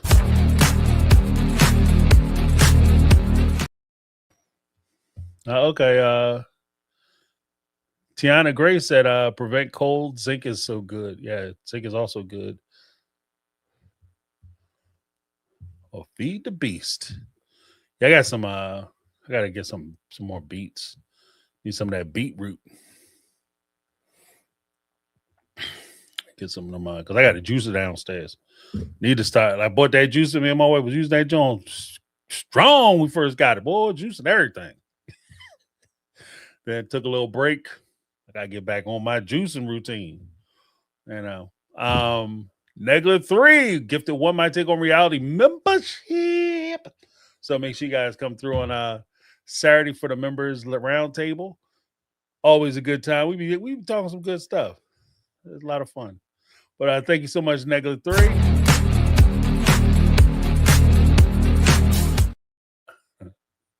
Then we had Jody Periscala with the $9.99. Apparently, I can't read either or do math. The $9.99 super chat. Take it from me. This is what no contact feels like when we have been neglected, abused, reaching a line in the sand, and why it takes so long. You have more than provided a platform for the show. Thank you very much, Jody. I appreciate your support. And Jody's actually one of the people, too, that has encouraged me to expand the focus of the show. She's always been a proponent of expanding the focus of the show. So I appreciate that. Yeah, I just, I think that in an effort to try to keep the show moving, or at least this show moving in a positive way, sometimes we got to kind of spin out from the trappings of the sister wife universe, because it does get to a point, like, because somebody had said, like, oh, you're being negative or bashing them, but I think that it's just at a point now where that's the only thing that's really presented. Like, there's no upside that's being presented, no positives that are being presented by the cast. And again, if you guys don't like how you're being presented on the show, you have too many outlets, too many ways for you to get the word out that you don't support something that was happening, that the thing that we watched is wrong, what actually happened, etc., etc., etc. You have too many outlets for you to sit there and cry and complain about. People just don't know the truth. If they only knew the truth, it's on you to make sure we know. You're cashing the checks. You see the stories as they're presented. If you want to come back and say that story is wrong or it's a misrepresentation, and that's on you to do that. If you sign a document, NDA document, which says that you can't do it, that's kind of on you too. Like, you're not being taken advantage of. Because you're making $1 million. There's a lot of people who show up to their job ain't making nowhere near that and have to endure far more than that at their jobs. So from that respect, it's kind of hard for me to, it's so bad, so sad. But thank you so much, Jody Periscala. Then we had Elizabeth's mama with the $4.99 super chat. Said, if I'm being honest, if I'm being honest, and there is nothing Robin and Cody could do to be redeemed. Also wanted to know, I support you and the whole My Take family. Thank you so much, Elizabeth mama. And I agree. Like, at this point, Robin and Cody, y'all trying to rehash your image. It's never going to take place with a conversation or a comment that you, offhand comment that you deliver saying, I'm all about the family. That should wipe out everything that you've watched for the last 20 seasons. That shit is not enough. Boo-boo, that is not enough. You are, no. I don't care how excited Cody is. I don't care how mad he pretend to be and yelling, that's my wife. My wife had a right to tell me that somebody was cheating on me. I don't care how animated you get, bruh. It's not enough. It's not enough. And it's not like your propensity to be outraged does not make you sympathetic, nor does it make you right. You being angry doesn't make you right. And you're not, and here's the other secret, since we're talking about like bullying and shit, you're not going to bully me, but Cody, especially, you're not going to bully me into liking you or bully me into not saying anything because you want to get mad and yell and scream into a camera when you sitting there talking to Suki. You understand what I mean? Like, because, bruh, if we were sitting in the same room across from each other and I was within arm's reach of you, I'm still going to speak my speech. I'm still say what I got to say or what my opinion is. And if you want to get animated, I can get loud and animated too. I mean, it's not a thing. It's not a trick. But, I mean, the truth is the truth. The truth wins out. And just sitting there trying to be clever with the, you think you know Jack, but you don't really know Jack. I was in Jack, so I know I don't know Jack. So therefore, I know Jack more than you know Jack. This shit just ain't gonna work, And even if you saying it at the top of your voice, it's not gonna make me so scary. So scary. I don't give a shit. So the truth is the truth. It ain't like you're gonna put your hands on me. Because let's be honest, that's what you're trying to imply with all the yelling and screaming. You put your hands on me, bro, that'd be the last thing you do outside of handcuffs. You understand what I mean? I'm going to do what I got to do to get you up off me. So you might catch an L and go to jail. Like, don't do it to yourself. I know there's like this fantasy that bruhs don't call police on people. Oh, I call the cops. And we gonna keep it all the way a buck. That shit is not snitching. Okay, snitching, ratting, or whatever you call it, is if I'm a part of the crime and I get caught and I tell all my co-conspirators, that shit is snitching. If I'm the victim of a crime, no, that's being a good citizen when I tell. I'm a good citizen. Right? I'm gonna get this dangerous element up off the street. So like I said, you put your hands on me. You can yell and scream at me all you want. Call me names all you want. Put your hands on my ass. I'm gonna do what I gotta do to stop the infraction. And that'll be the last thing you do outside of handcuffs. Because like I said, first you catch that L and then you take your ass to jail. I'm going to put that on the t-shirt. But thank you so much, Elizabeth, Mama. I appreciate you and all the support.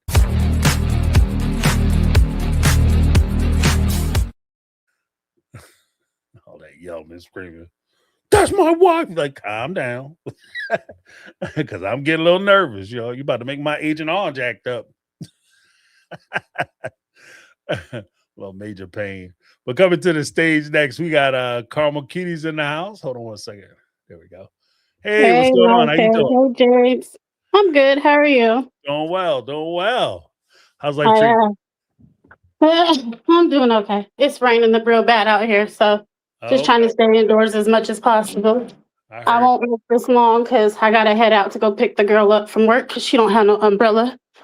When it comes to the fans and fandoms, when it comes to Mary, Janelle, and the rest of them, hold on, Papa. Okay, thank you. I appreciate you. Sorry. When it comes to having a villain, nobody had a problem when it was supposed to be Robin and Cody for 20 seasons. They were okay with it. I didn't once hear Mary say anything outside of she wasn't going to be a part of the ex-wives clubs and bash him, but then allowed her friends to proceed and bash him. Right. But while it's those two, they didn't have no problem. And the fact that now you want to step up and act like, well, why does the show have to have a villain? And as much as I want to keep it PG, bitch, the show has always had a villain. Y'all all have taken y'all turns. Because trust and believe, when Christine left, everybody wasn't shouting and happy and all grateful for her. Some of them are even like, oh, she's only leaving because he's not going to be intimate with her anymore. And not noticing that he dogged her out for years. Right. He dogged her kids out for years. But that's the point they stuck to. Not realizing it could have just been a story plot. It was deeper than that. And she just couldn't say it on camera due to keeping the money rolling. But at the end of the day, they all have been the villain at one point in time. Hate to say it, it's Janelle's time. Right. Kind of had to tell a girlfriend one time, like, boo, we all get cheated on.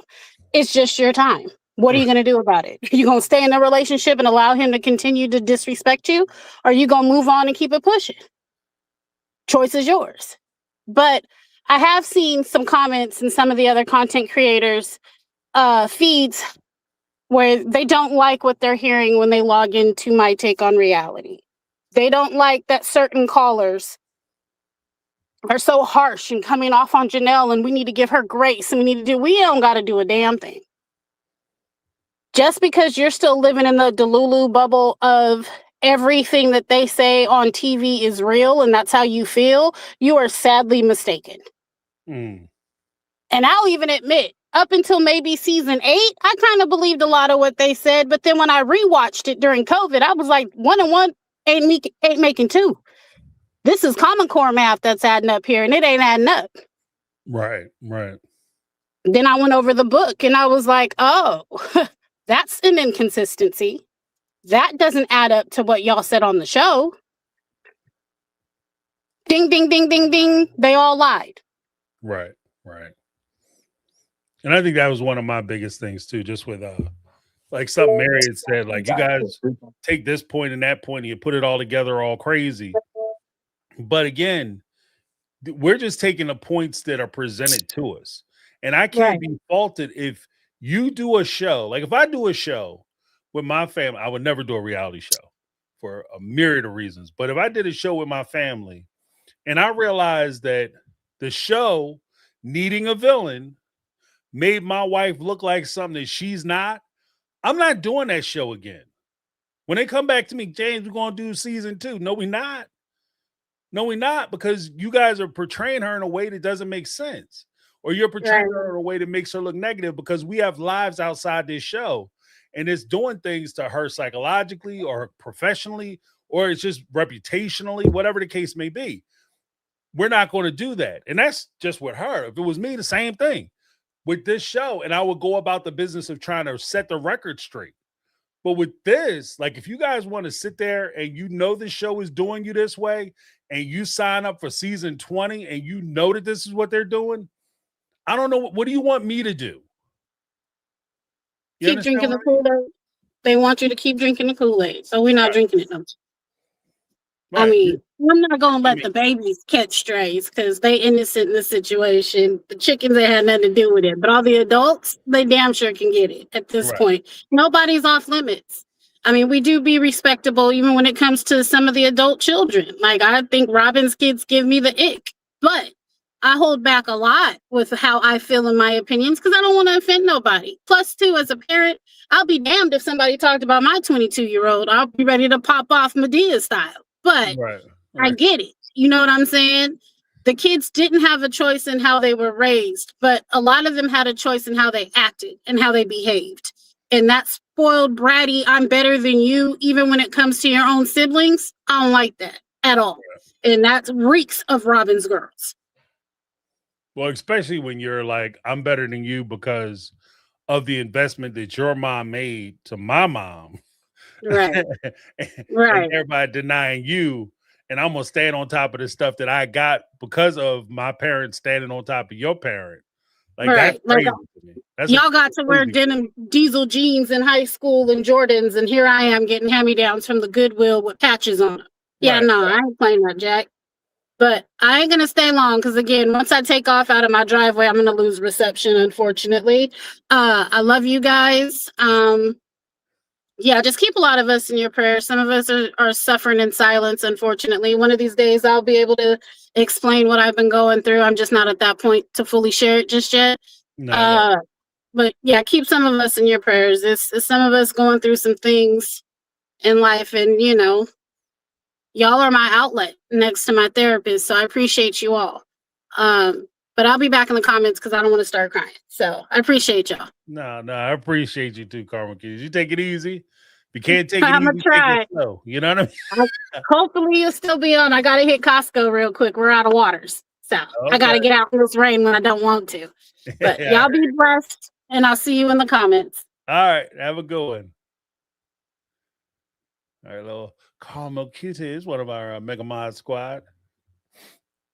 Speaking of which, before I go to Brittany, not Brittany, let's give a shout out because I just speaking of what Carmel Cutie said, even talking to Megatron, and this is one of the weird things. Like sometimes the people that I might become more aware of as far as needing hearts in the chat, I might be aware of their situations solely because they are so important to the channel and the rocks of the channel, like so with as far as support and like helping out and commenting and being involved in stuff. And you'd be amazed at how many people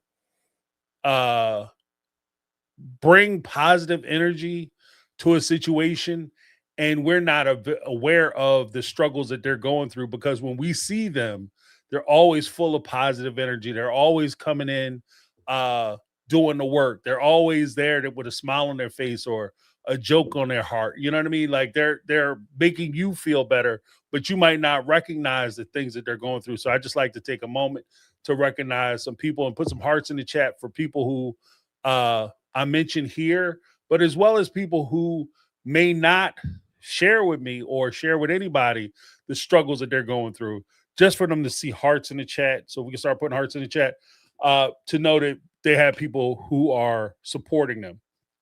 Even if, because my feeling and my opinion is, you don't have to know specifics on why people are struggling at the time, but just for them to know that they got people who got their back sometimes might be that thing that can help them get through that moment in time. It might not make things better. It might not fix the issues or the problems. It might not be a solution, but it can help the psychological as they move through that troubled time. So some of the folks that I wanted to mention was Jody Periscala, Carmel Cuties, Megatron, Miss Betty, Kathy Ferran, Allison Gaines, Marlo Peterson, and anybody else who needs those thoughts, prayers, good vibes, good feelings, or whatever. So we can put some hearts in the chat for them. And no. But then we have let's bring Brittany, not Brittany, to the stage. Hey, what's going on, Brittany? How you doing? Hey, James, I'm good. How are you? How are Doing y'all? very well. Very good, very good. I missed the first part of the show. I was at work, so I only really got to hear what Karma was saying, the caller before. And I wanted to piggyback off of what Karma was saying, especially about I guess Mary said something about there doesn't need to be a villain in the show. Mm-hmm. And I guess sure there doesn't have to be, but you're not going to get the same ratings and viewers that you were when when people just really didn't like Cody and Robin. But also Cody and Robin do that to themselves. Nobody's making Cody and Robin the villain. They have created the villain within themselves. Mm. And secondly, they're trying to keep the show going because they didn't save. At the end of the day, y'all blew through all your money. And we are not obligated to help you pay your bills because after 20 seasons, y'all didn't think about investing in dividends. That's really, or like getting a financial advisor. That's not my problem. Mm. Like y'all not chipping in to pay none of my bills. Right. So why should I give a damn about you and yours? I don't. I really don't. Right. I really don't. Especially with like Cody and Robin, sell that house. You got two minor kids. They don't need to live there. Right. Y'all can live in a nice, modest home with decent amount of room and Right. still be able to have your bills paid off of what you make now. It's not our problem that you can't afford to live the way you have been living on the show. And then you're not even contributing you're not contributing to make the money back as far as the show is concerned. So Mm. no. Yeah. Well, because I think too, it's also a little different too, because you had such a fantastic financial opportunity, Mm-hmm. for you to then turn around to people who have never had that type of financial opportunity Yes. and rely on them to, come on, guys. I mean, I got this big ass mortgage, $11,000 a month. There's people like 11,000. Shit, I can't pay 1,000. Right. 11,000. Like that mortgage is so high, I wouldn't even know what to do each month. You know what I mean? Right. Might be somewhere crying Exactly. I mean, my car crying daily. every Where your day. daddy at? He in the car again, just sitting there weeping, shoulder shaking, like that kind of, Right. hanging on the steering wheel crying. You know what I Mhm. mean? And it's like not only are they not providing content for the show, they actively talk bad about the audience. Right. Like they are not necessarily Christine and Janelle, they kind of do oh, you don't really know what's going on. But Mary has popped off on fans. Cody and Robin for sure pop off on fans. So then it's just like you don't even talk to me nice. Like Right. it's really I'm handing you $20 and you go cuss me out. No, I'm about to take my $20 back. What are you talking about? Yeah. Right. Well, because that's one of the things that actually got me early on was the way they would say it, describe it. Like, yeah, I'd be walking down the street and people come up and they would be saying things to Mary or Christine or Janelle and be like, yeah, you need to leave Cody because I don't like the way he's treating you. Like, hold up, you don't know me, you don't know my relationships, but it's like they're trying to support you. And Mm-hmm. so if you want to explain to them, like, guys, it's not as it appears on the show, or it's not as bad as it appears on the show, or it's just a show, that kind of thing is one thing. But to go back on like a platform and Mm-hmm. bring the story up and sit there and laugh at them and giggle at them and roll your eyes because somebody had the audacity to try to support you. And then at the same time, it's that support that you're trying to tap into to gain monetarily from.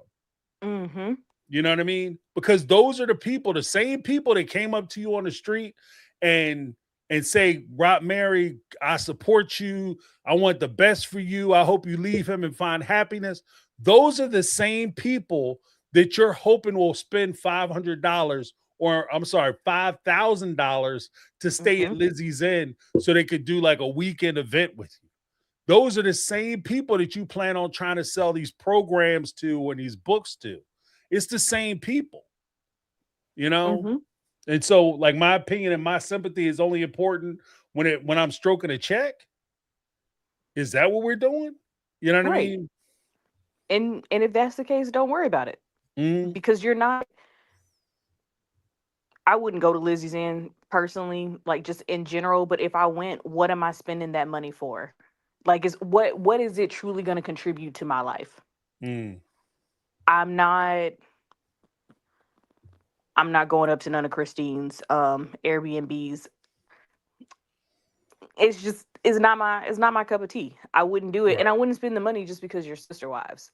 So what and then as far as like Mary's her worthy up thing is like, okay, but you haven't worthied up. So how are you being a benefit to me?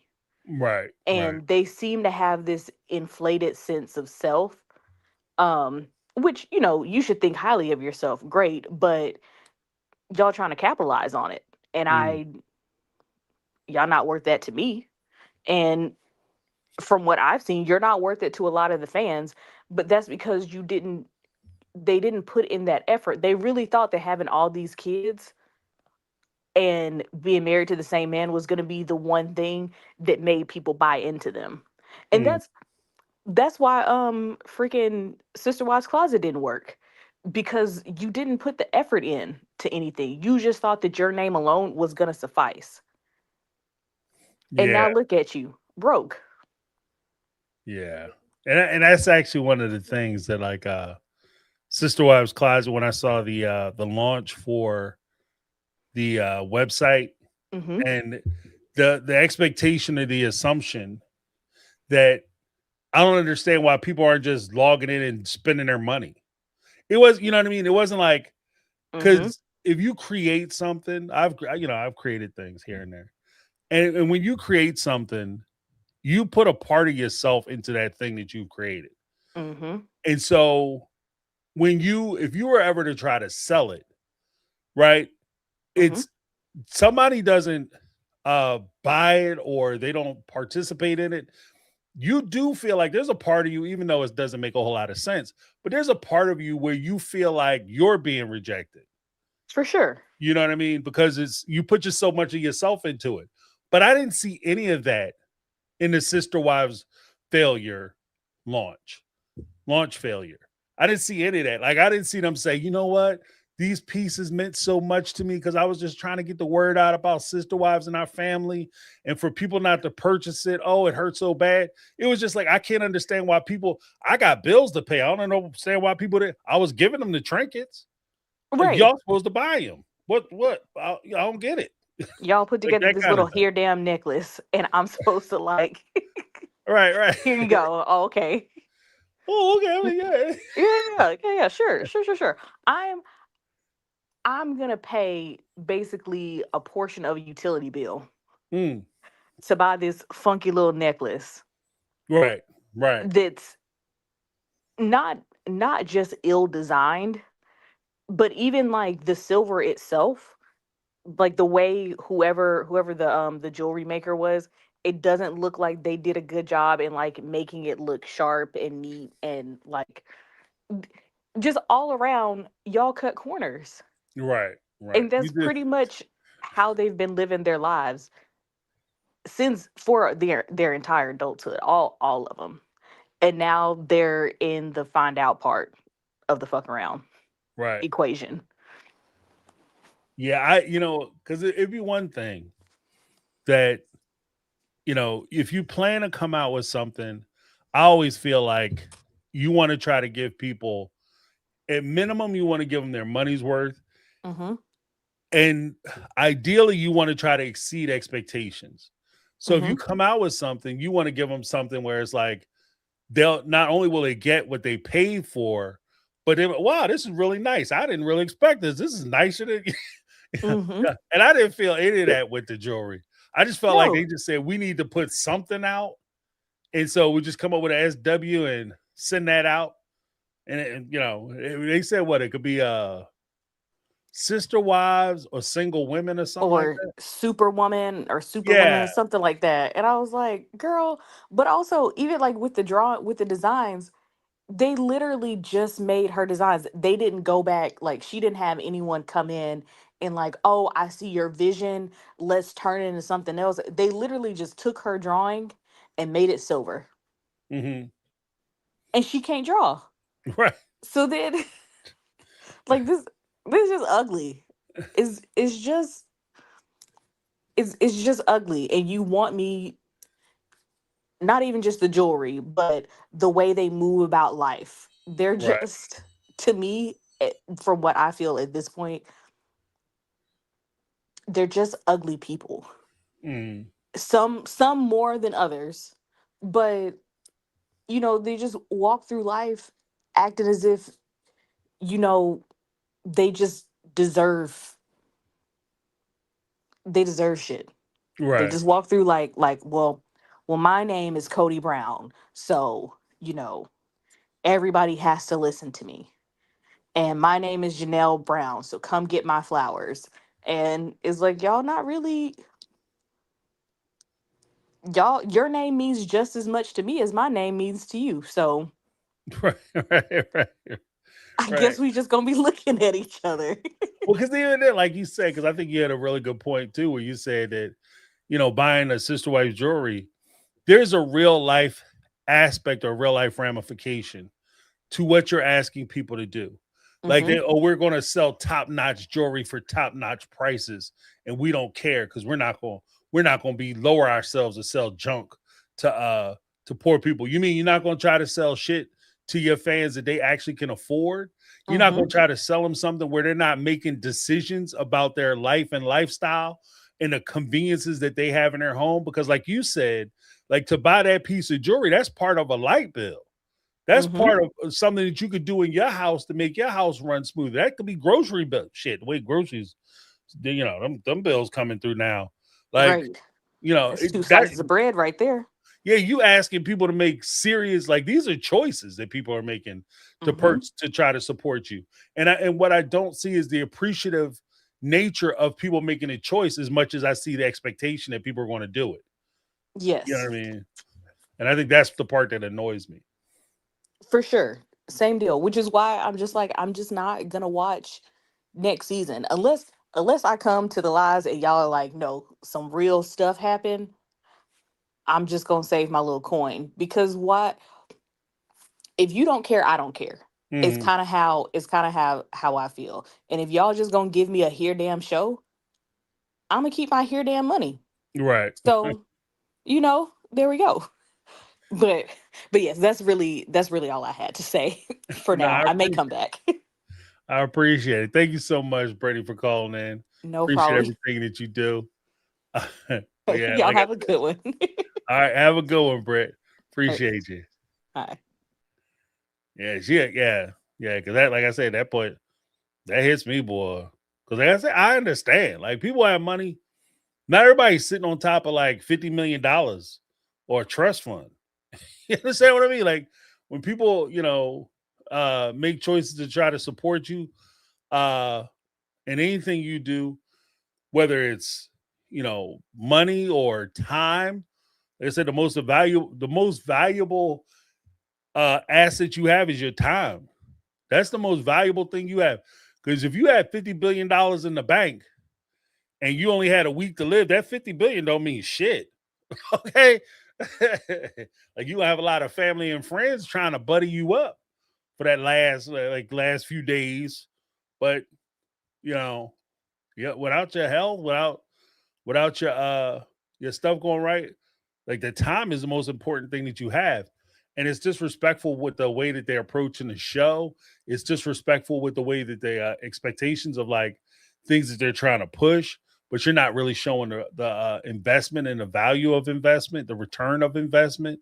You're not showing any of those things. Like, if you're expecting, like, not even so much the fact that you're asking $5,000 for a weekend, or I think Christine, like, I posted the thing about I guess y'all saw the same thing I saw, where Christine was selling a cruise, like cruising with Christine, and you go 3 days and you hit some ports from Louisiana or whatever, and you know, and quiet is kept, because I knew my parents were part of a group, extended family group, and they would set up trips and stuff like that too.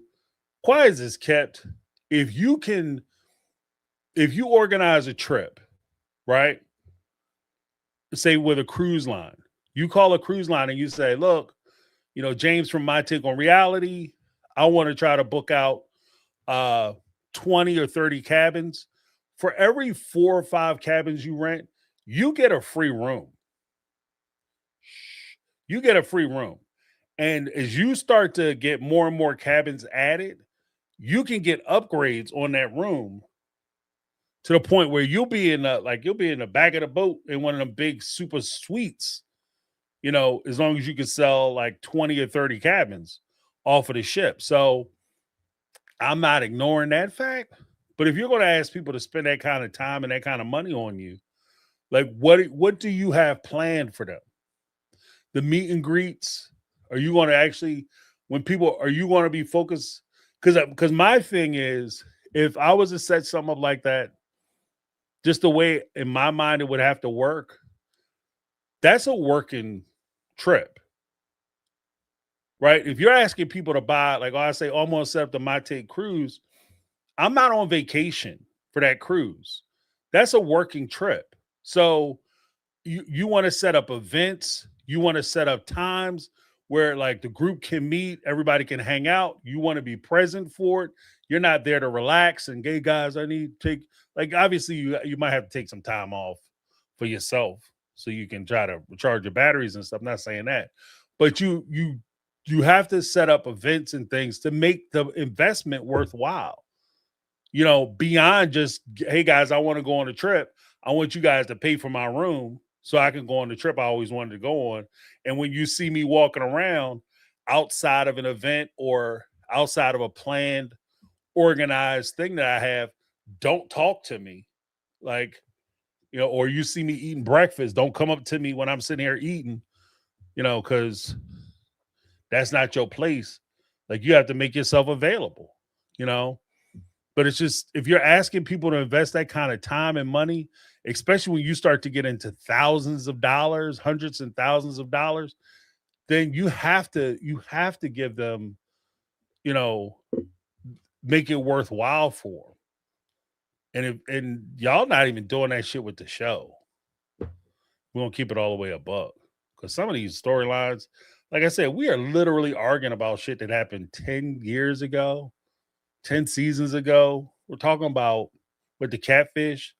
We're talking about, that's 10 years ago. We're talking about over 10 years, 10 plus years ago. We're talking about like when they first met. That was like 40 years ago. So I'm just saying.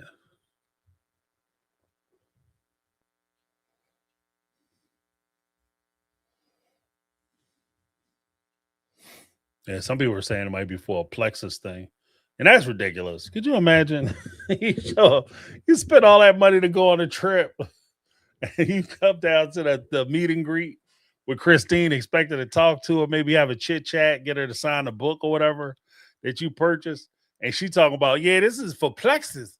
You guys want to be financially free? I'll be so mad and shit. Now we're going to have a pitch meeting. Like, this is ridiculous. I'm so damn mad. And I don't know. Like, I'm going to tell you now. I went with a couple people came to me about MLMs. I sat through a couple of those meetings. And then, like I said, I went to one meeting and I got the information from the guy because he really wanted me to join, and I got the information. And I actually read the book, and the book was just like, bruh, everything you doing, you're not allowed to do. It says it right here in the book that they could take everything from you, your whole downline, your whole financial compensation. They could put you out and reassign your downline to whoever they want. But when you go to those meetings, the one thing I would always say, because you don't have to listen to me, right? Who am I? You don't have to listen to me. If you ever get invited to an MLM meeting, the one thing I will always say is that I have, because of positions that I've been in corporate America, I've had access to meeting minutes and things of that nature, executive meeting minutes and things of that nature. I can't go into what they was talking about or what companies, but because I signed NDAs. But what you will notice is that never, not once in any of those meetings, do they ever start off with, do you want to be financially free? Do you want to have your bills paid? When I wake up, not when my alarm go off, because after I got into this business, I quit my job and threw my alarm out. Where I wake up now, my eyes pop open. I can take my family on vacation. I can spend time with my kids. Blah, blah, blah, blah, blah. And they go through all that shit. And you'll sit through an hour of that type of bullshit, which appears nowhere in any Fortune 500 companies, executive meetings, corporate meetings, pitches, none of that. And the one thing that I've always said, even when I would go to these meetings, I'd sit in the audience. They were like, any questions? I raise my hand.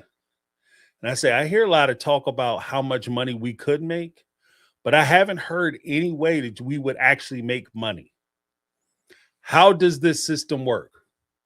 Well, we are you a sheep? No. That's why I'm asking you. How do we make money? How do you make money? Well, it's like a franchise. And it's like McDonald's. You ever heard of McDonald's? Everybody's heard of McDonald's, you asshole. Yeah, see, at McDonald's, Kruk came in and they love throwing McDonald's around. But see, here's the thing. Kruk didn't just promise that he was going to sell you a franchise. Kruk had a product that he purchased from the McDonald's brothers on how to make hamburgers, how to do that at how to make the burgers, fries, shakes, and all that stuff. They had a product that they were selling. They weren't just selling the opportunity to sell the opportunity. They had a product that they sold. And they said, you can participate in franchising this product so that you can make money too. And that's what he was selling. I didn't hear the product. I'm hearing about how much money we can make. I'm hearing about how well you're doing and how much money you made. And then I'm hearing you tell me that in order for me to make money, I got to get with my upline person or person. They don't say upline person. They say the person who brought you to the meeting, you got to get with them and they'll tell you how to make money. And you come up with a list of like 10 people. And then that way you guys can work together to contact those. So I'm going to give him, according to you, I'm going to give him my contact people so that he or she can take credit for my contact people. And if they're people that I actually like and care about, my question is this: what am I recommending to them? When I go to them and I say, I got this opportunity, what opportunity am I talking about? Well, if you get 3 or 4, and in those 4 get 4, then you're looking at 16 people. And then those 16 get 4. Like, by the 3rd or 4th cycle that you have, like the way multiplication works, you will have more people in your downline in your organization than are living in the United States population. And that's like 4 or 5 rows in. If everybody's doing it and doing what they're supposed to be doing. That's the entire population of the United States. By like, I think the 7th or 8th, I did the math before, but like the 7th or 8th or almost 10th cycle down, that's the entire population of the world. So you have every human being, man, woman, and child sign up for your organization. Then you be a diamond, right? It's just hokey. But if you ever go to one of those meetings, before you take anybody there, before you recommend the downline bullshit, here's the other part of it. Because like I said, I read the book. I read their owner's book or whatever the hell it is, partner or because technically you're a contract. You don't even work for the company. A lot of reasons why that is, but technically they say you own your own business. You're a contractor and you have a partnership with them. And my thing is, before you bring one person in, you should understand how your money is made. Because if you don't, that is a pyramid scheme by definition. If you have to have, according to the book that I saw, that I highlighted to the guy, and I said, explain this part of it. Nobody could explain the shit to me, but that's one of the ways in which the company can take, because the company they got to plead ignorance. So what they're going to say is you took it upon yourself to bring a bunch of people in, even though that's what they've been telling you from the first day you show up, that you should be creating a list of friends and family that you can invite for this great opportunity. They're going to thank you so much because you're going to make them all rich, right? But they don't ever tell you how you're going to make the money. You can't publicly sell this stuff. You can't put the shit on a website. You can't set up a storefront because it's supposed to be person-to-person marketing or whatever, network marketing.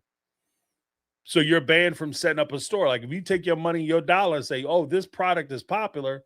I'm going to put this shit into a cooler and I'm going to take it down to the football game and I'm going to sell the drinks or whatever because that's the hottest thing they have going." Because it's usually some bullshit stuff they got going that's easy and accessible. I'm going to take this down. I'm going to make my money that way.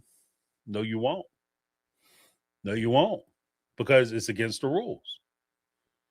And then in addition to that, I think 80% of your income has to be generated from sales and not from your network marketing or your downline. If the opposite is true, or those numbers are askew, then the company technically can take your downline and put you out of business. So they're encouraging you to do something that if you become wildly successful at the thing you're doing, they can take it from you. Understand the rules before you participate. And understand how money gets made without me.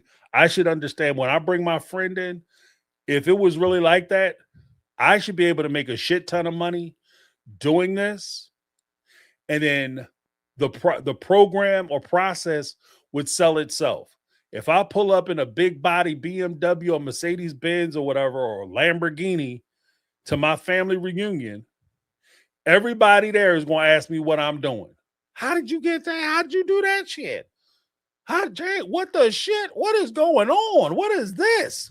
Oh, see, I joined this organization, Plexus, and we sell diet drinks, and it's amazing. It's so easy. Let me show you how to do it. I'm going to bring you to some meetings. I'm going to bring you in. That'd be the easiest shit ever. The reason why it's hard is because you have no idea how to sell that shit.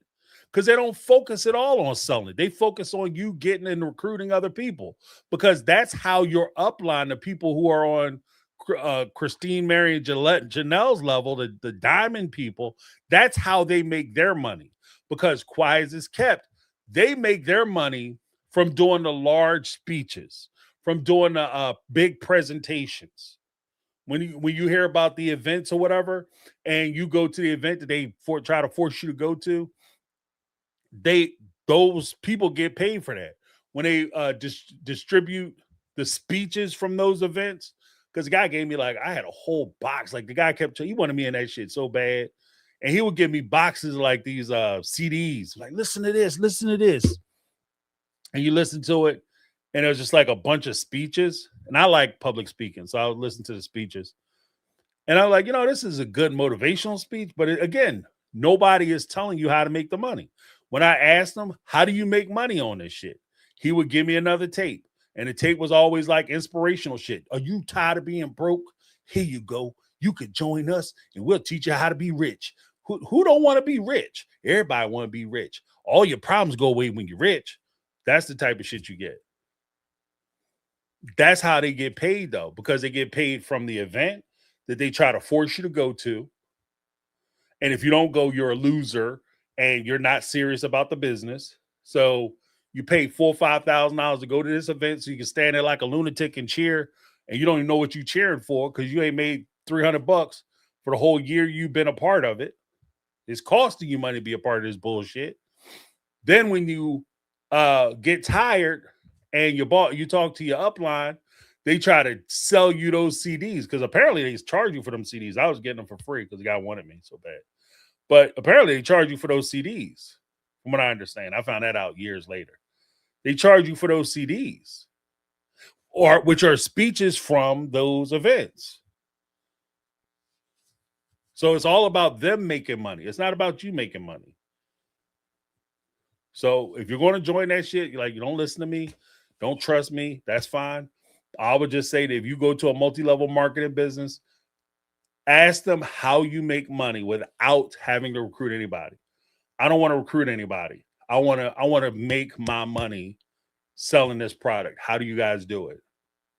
And you're not going to meet anybody who's making money selling this products. Everybody who's making any money has a downline, and the bigger their downline is, the more money they make. And you know how you get the biggest downline? If you're a celebrity guest. That's why, because I did like a whole expose on Vima, which targeted college kids. I think they went bankrupt. They had people like Floyd Mayweather, Kevin Hart, and several other celebrities who they just gave money to. Huge downlines because people want to be able to call and talk, I'm going to have a meeting, organizational meeting, and you call in and Christine or Mary or Janelle is on the phone and they're not talking to you about sister wives shit, but they playing businesswoman. And you get to feel like you're a part of their organization. And all they're doing is, because they're famous, You know, you're signing up because you trust them from the show. That's how they make a ton of money. But most of the people who are in their downline ain't making no money on Plexus. They ain't paying no bills on Plexus. McKelty and Maddie were doing Plexus. If the shit was so easy, how come they not diamond level? Making millions. Why are they still doing Sister Wives? You making so much money doing Plexus? You making so much money doing LuLaRoe? Why are you even doing Sister Wives? Just saying.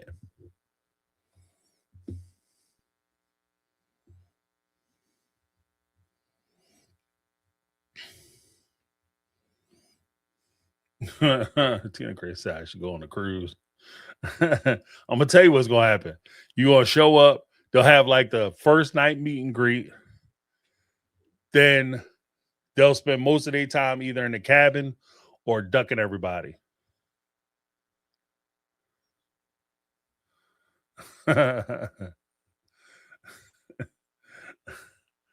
Lady Amano said, James, can you pay my bills? Can you pay my automobiles?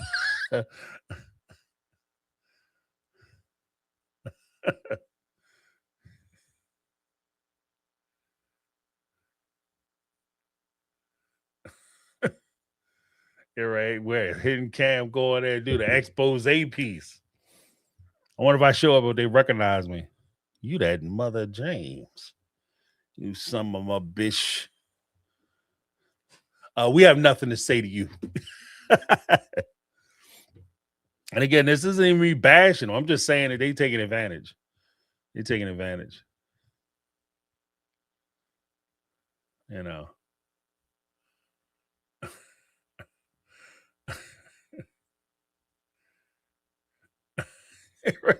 Jay will get put out a half hour in the first event. Yeah, right.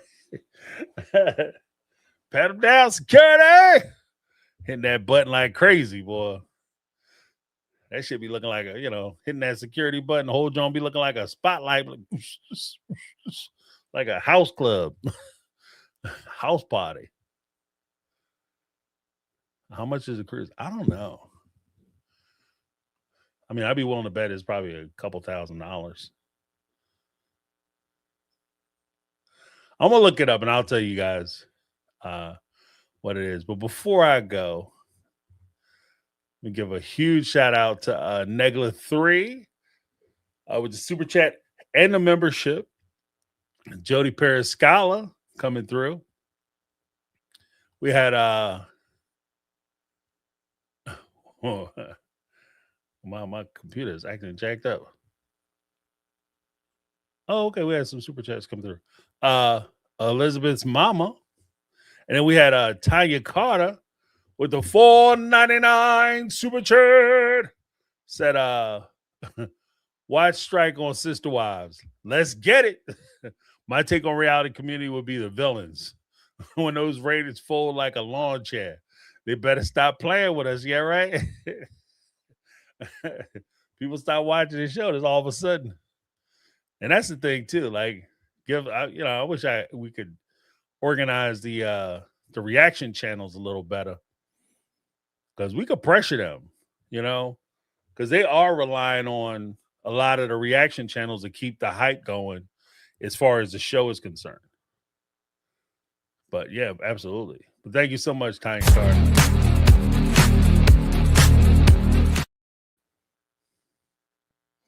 Yeah, because again, I thought about that shit the other day. I was like, I saw when Mary did somebody who I'm not really that familiar with. I think they've only been doing Sister Wives content for about a year, 2 years at best. And all of a sudden Mary's on that show. But, Sarah from Reality Squad, she might have contacted Jen or something happened with Jen and she get blocked. And Sarah's been covering Sister Wives since like forever, as far as I know, for years. And y'all not gonna go on her show. You're not gonna go on even Katie Joy without a crystal ball. You're not gonna go on her show. Maybe I don't even like crystal ball. Okay, what about Pop Psych? Don't go on his show. You know, I get it. You don't call it my show's too small, whatever. But there's a few people who've been around. Amanda, hell, Backyard Barbie, Amanda Ray, Reality Amanda, Senior Perspective, Jenny from Senior Perspective, go on their show. Even Notes to Self, go on their damn show. Like, what are you doing? It makes no sense to me. Like, people who've been covering you. But, you know, I guess I don't know what I'm doing. Like I said, I'm a small channel. But next up, we got Lizzie B with the $10 super chat. Said they haven't built a positive bond with the audience. They don't do charity work, organize toy drives. Oh, Brown Zipper, call back. Toy drives, nor help out at the soup kitchens. They won't even film a tell all together. And that's a point. That's what I'm saying. Like, I don't see the care and concern. Like, I hear the lip service. This is for the single ladies out there, the women who struggle, the women who need somebody to look up to. But I don't see the work that goes in with that position.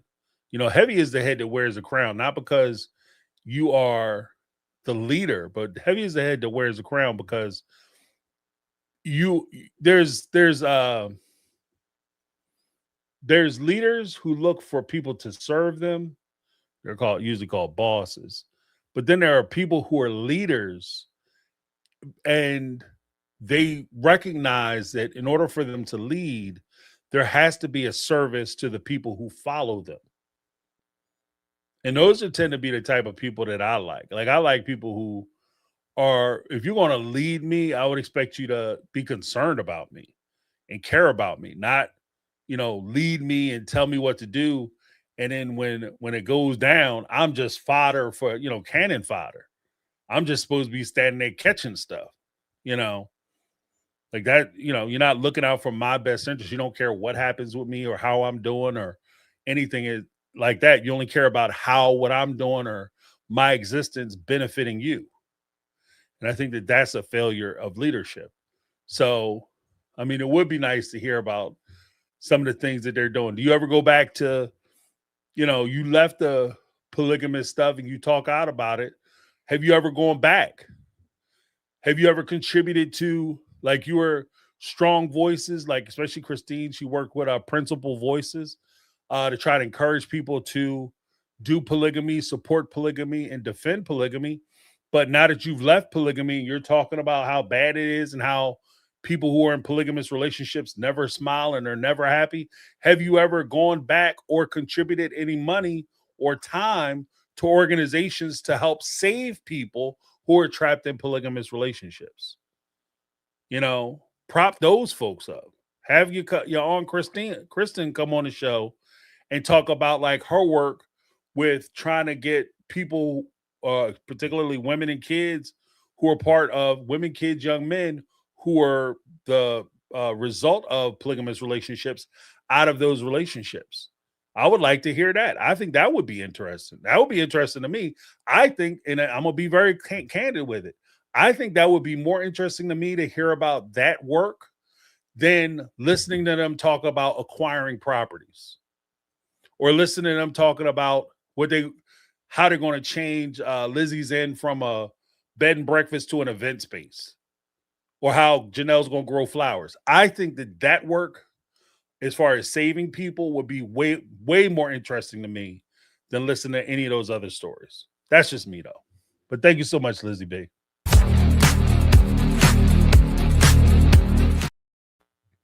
Then we have Brittany, not Brittany, with the $4.99 super chat. We got all the Mega Mod squad up in the house. Also, don't call me a sheep.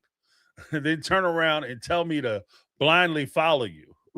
Like, oh, now I'm supposed to be a sheep. Now I'm supposed to not ask no questions. It's like, shut up and give me your money. Like, just makes me feel dirty with that type of relationship. I don't like it. You know what I mean? I don't like it. So don't be a sheep. Listen to what they tell you to do on TV Instead, be a sheep for me. Like that's what? That makes no sense. But thank you, Brittany. Then we have the Bronze Empress in the house. What's going on? How you doing? Hey, James, can you hear me? Yes, I can. Okay. I'm in the car. I'm trying not to be too loud. Make sure my mic isn't up too high. No, you're good. Okay. I was trust me, I'm in the bushes at all the shows. Sometimes I don't get to comment, but I wanted to call in and say this is what I feared the most for the OG3. They stayed too long. We now know way too much about them to where now we won't support them when the show is over. It's done. It's over. Christine's perfect exit time was when she got married. Leave, girl. That's what I was hoping she would do. Leave. Exit. Now the audience is getting to know her husband. Some people like David, some people don't. They can sniff out and tell that the honeymoon is kind of over because he's saying little slick things in the tell-alls and the one-on-ones. They stayed too long. And now when this show is over, their ability, the OG3, their ability to make money is about the same as Cody and Robin's. It's going to be about the same. They overstayed their welcome. We now know way more about them than we did before, and now we don't like them. We don't want to be bothered. Right. They stayed too long, got greedy. And now you got Janelle and Mary that want to be life coaches. Mary, girl, come on now. You let a woman come in and steal not just your man, but your whole life. That girl took your whole life and your money, okay? She took your man, your life, and your money. That girl should have had all kind of cocktails thrown through her window of that house. Yeah. You I'm saying it would have been a rough ass Christmas. Okay. Trust me. Her all them cars would have been on flats. I mean, you let that woman come in, manipulate you to death, stole your life, your husband, and your money. And you will still to this day protect them. You're not saying, you can tell she's still not saying everything that she knows Robin did to her. And if Cody asked, she would still go back. She is in no position to be coaching anyone else. Get your ass out that coffee shop, girl. Go get you some couch time with a paid professional and get out of our faces. That's what you need to do. Now, we don't even want to pay to see y'all on TV no more.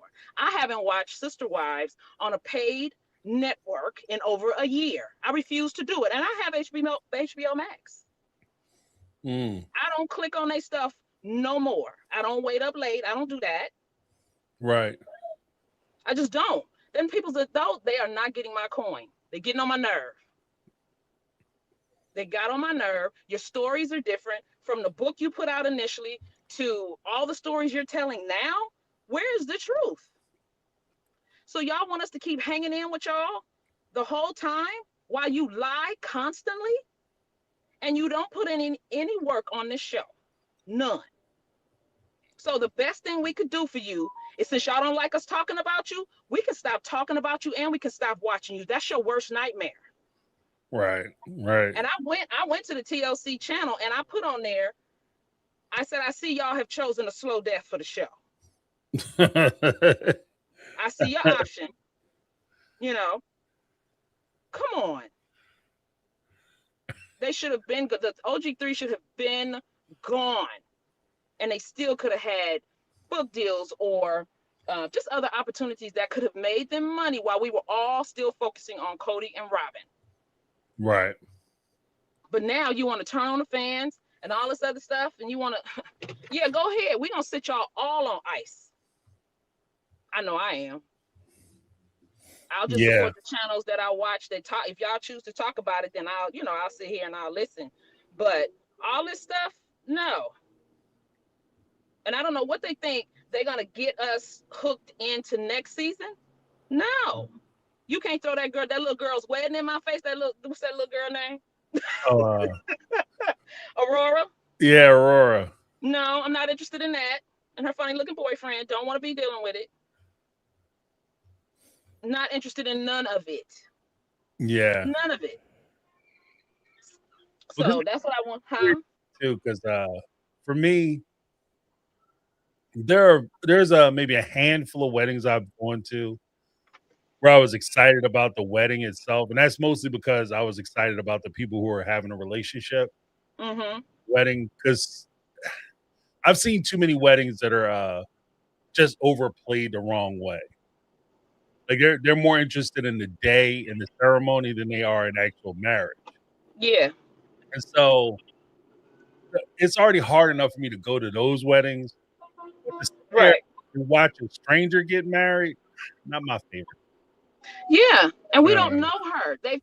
You've kept a hedge around Robin's children all this time. Now all of a sudden you want us to give a damn about her and a wedding to that little funny looking boy? No.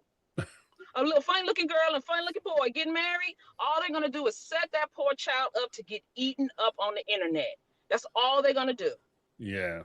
They're gonna start with Robin and Cody, and then they're gonna flow down to Aurora. And Aurora is not set up that way to take that kind of abuse. You're not She built can't for take it. it. You're not built for it. Because while it's really intended for her mama, she gonna catch some strays. Period. Period. She caught them this season. Just baking cookies with her mother in that kitchen. No, I can't. Like I said, I'm upset with Christine and them because they overstayed their welcome. And this is exactly what I knew was gonna happen. You're gonna overstay, and we're not gonna be interested in you in the end. And we're not. Yeah. We're not. So yeah. But I'm still sticking in there with the My Take fam. I don't get to comment stuff all the time, but I'll be in the bushes. There you go. There you go.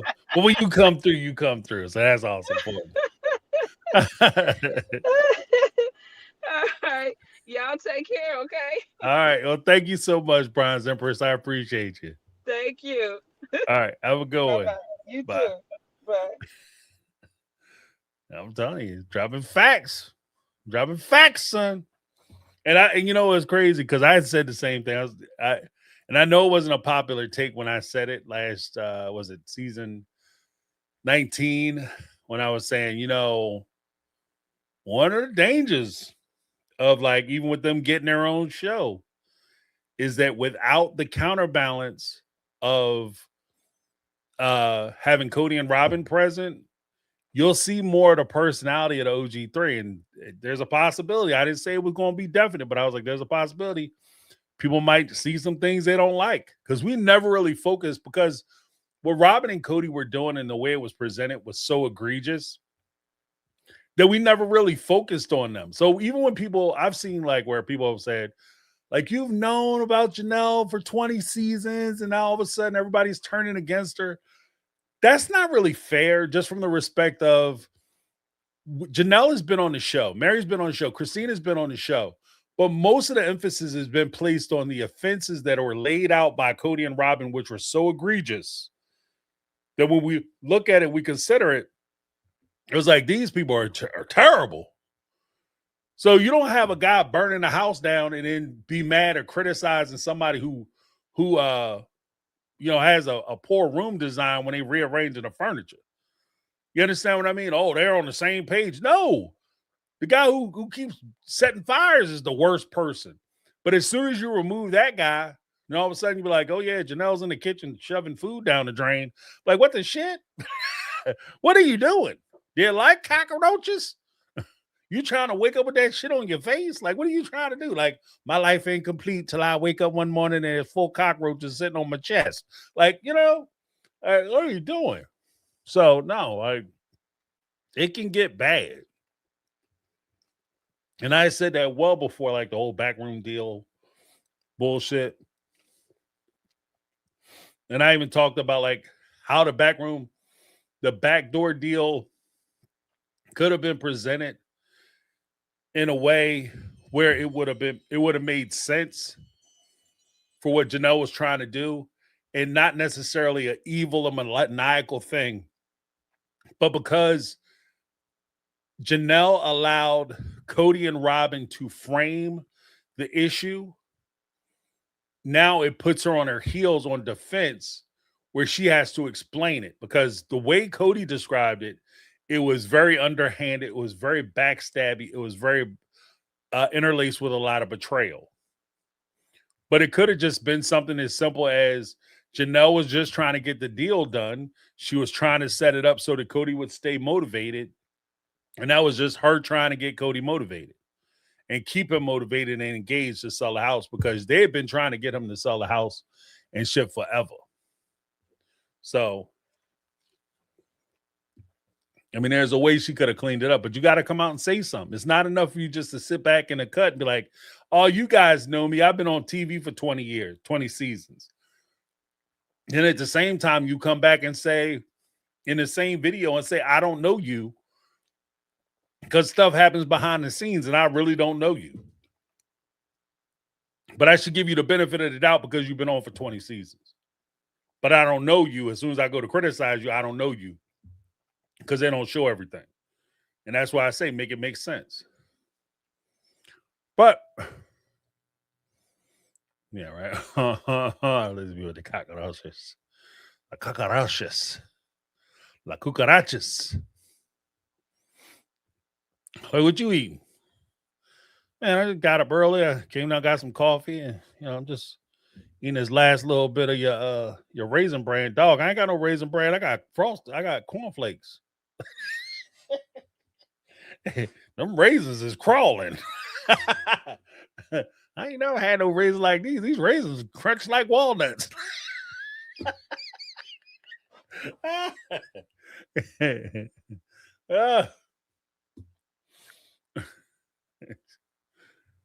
She's so proud telling that story. Oh.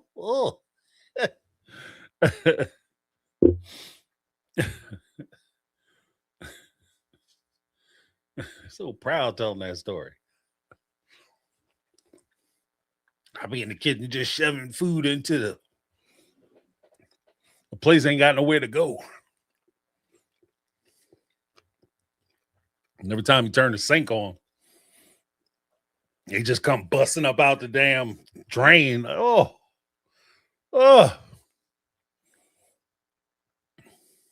You get them shit, boy. You had to burn that mother down to the damn foundation. He said the nuclear holocaust, the only thing be left is the cockroaches. Them Joneses, they survivor built. They be drinking that Raid like orange juice. You feeding them? What? But yeah. Yeah, that's nasty. That's nasty. Like I said, she was so proud of that. I was probably stuffing food down the damn garbage. Boom. Somebody be like, James is talking negative about Janelle again. That is, yeah. If you shoving food down my garbage drain, not even garbage disposal, down my drain, and we in here fighting bugs, I got pest people coming in here, and I'm paying for an exterminator, and I find out you shoving food, like you got food on the counters, and you ain't even washing dishes and shit. Yeah, I'm gonna talk crap about you. I'm gonna be mad. Yes, I'm gonna be mad. But big shout out to Brittany, not Brittany, Lizzie B, Tanya Carter, Mrs. Carter, Elizabeth's mama, Jody Pierce Scholar, and of course Negla 3. Appreciate you guys. And I want to give a huge shout out as well to the Mega Mod Squad holding us down. Brittany, not Brittany, Caramel Cuties, and the OG Triple OG Lizzie B in the house holding us down. We have one more from Brittany, not Brittany, with the $4.99 super chat. Said 30 plus years later, and she still have to see me after seeing that clip. You did what? I'll tell you, man. Especially if I'm putting money onto an exterminator. Like, because we got problems. We got pest problems up in there. And even just the fact that we don't have urban wildlife in the house. I don't want it. I don't want it. Like, you got people stopping over, mugs be getting bold when you got company. They try to see who over here because they know you got the good cakes coming out. You got the intimates hitting the table. You ain't got the no frill shit. You got the intimates.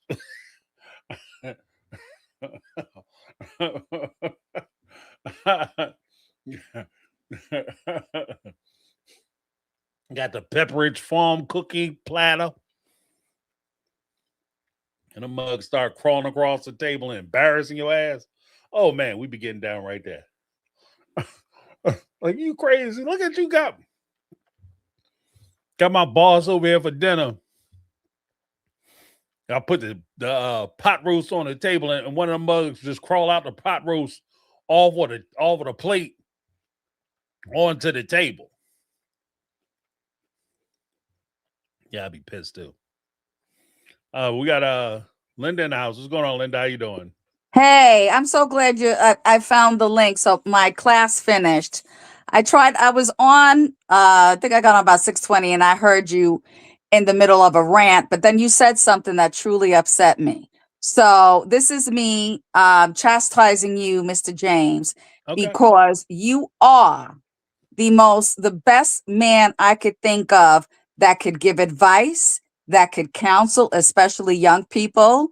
I wish you would, take one of these days and maybe see if they need a volunteer at a hospital, because I've always told you, you have like the soul and the vocabulary of a social worker, of a case manager. Like, you would be someone key to speak to young people, men, male or female, but just when they're at that transition stage from, the teenager that you want to send to Mars because you can't stand their ass anymore, before they transition into like the normal human being, like, oh yes, I'm happy I gave birth to this. I was waiting for you to hang up with Megatron. I'm like, he said 5 minutes and it's 10 minutes and my class is about ready. So I was ready to read you the riot act, sir, with love, because I respect you. Don't you ever come out with that bullshit again. Oh, I could probably give advice. No, you could do more than give advice. You could guide. You are very even-handed. You really think further than what is at hand. I want to hear that shit no more. I'm telling you right now. Well, in fairness, I used to I used to do lectures sometimes at schools, and I would work with kids here and there, just talking to children. What I was referring to specifically was doing the coaching. You understand what I mean? Like the guru coaching that Janelle and them are trying to do. You know what? You know what? If you did that bullshit, I would probably sign on. Like, for real. So I didn't know what. So what had you all fired up? Because you had a bee in your bonnet, and I'm like, Lord, if any of these people cross his path, someone is getting socked in the jaw. Well, with no violence, but it's I'll just say that, like, I was watching, like, my wife was watching one of the other channels, like reality shows. Right. Real Housewives of Potomac. They're on their she was watching. Oh, they are so vile. I can't. Oof.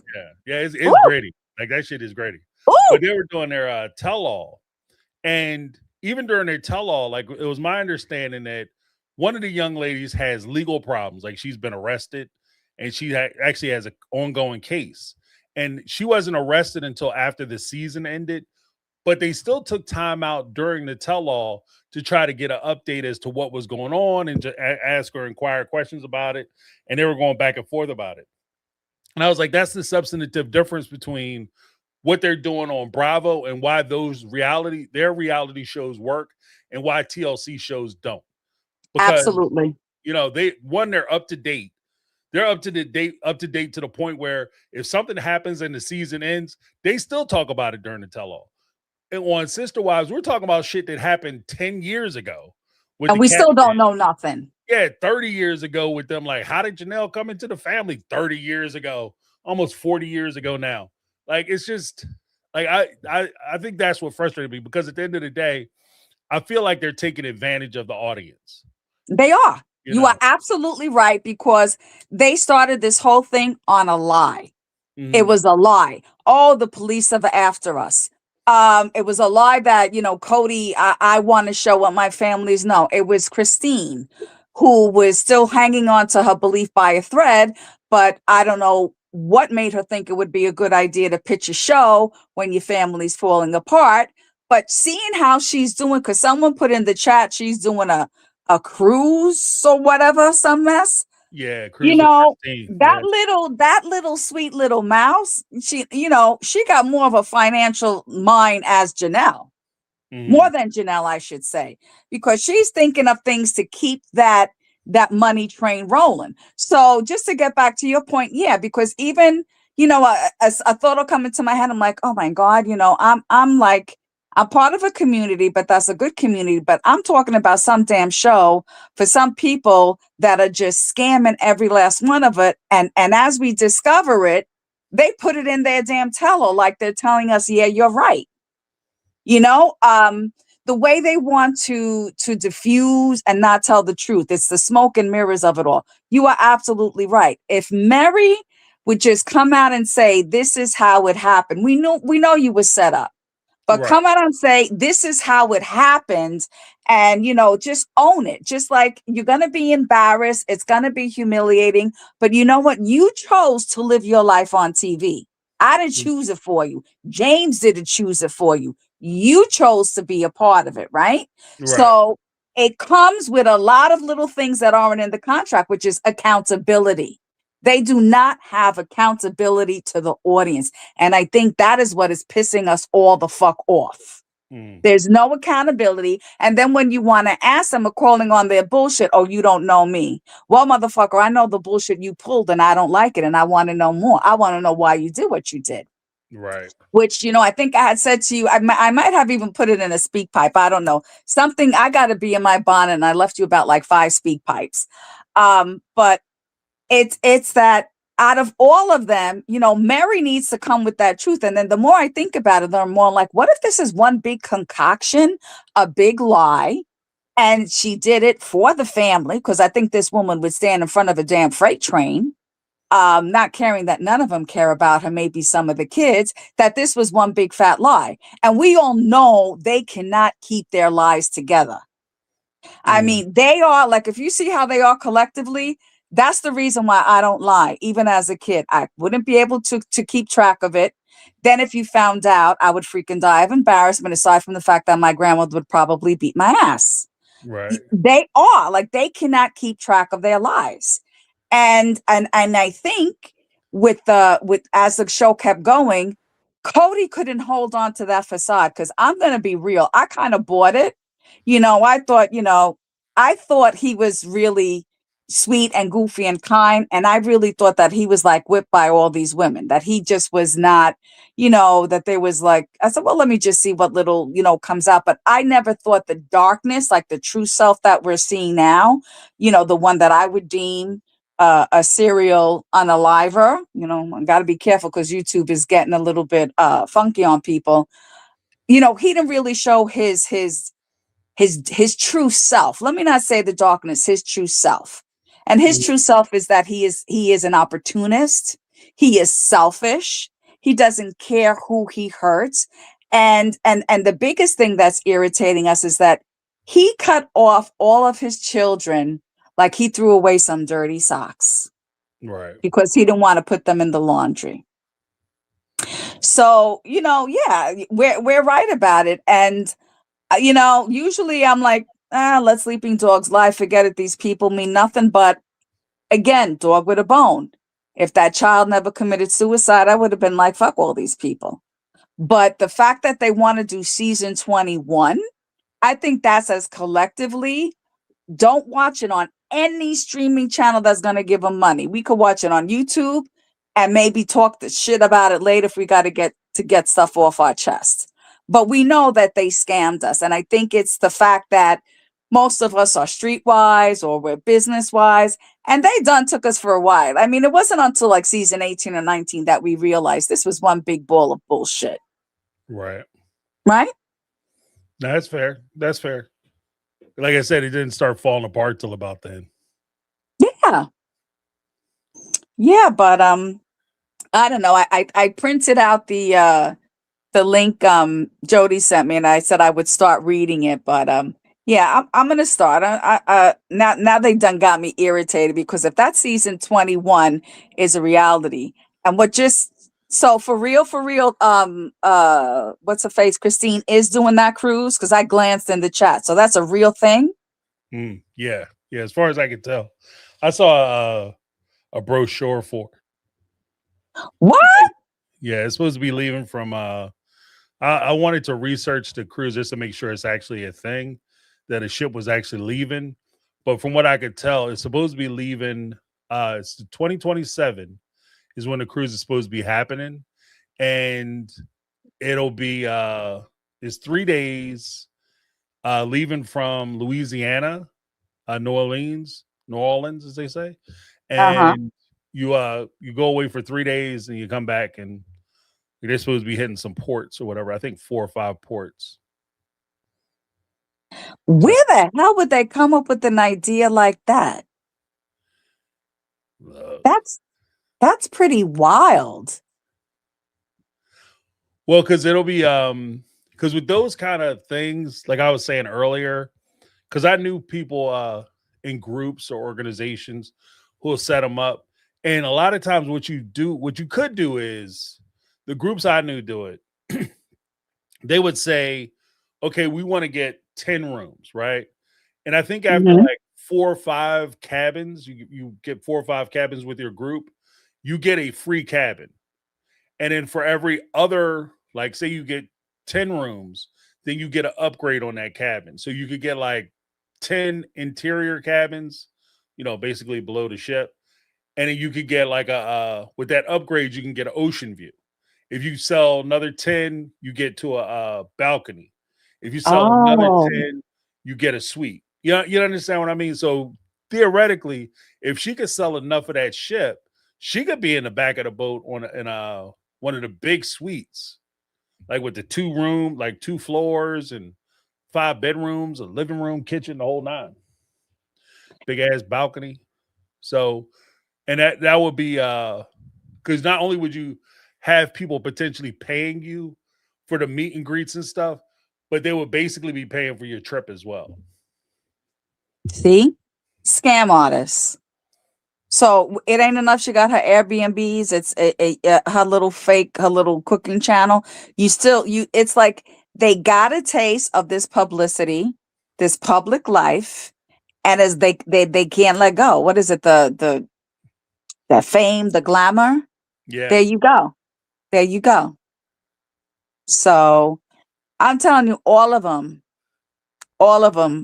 stink. That backdoor. If I have to hear about that backdoor deal one more time, I'm gonna scream. But you know what I thought of?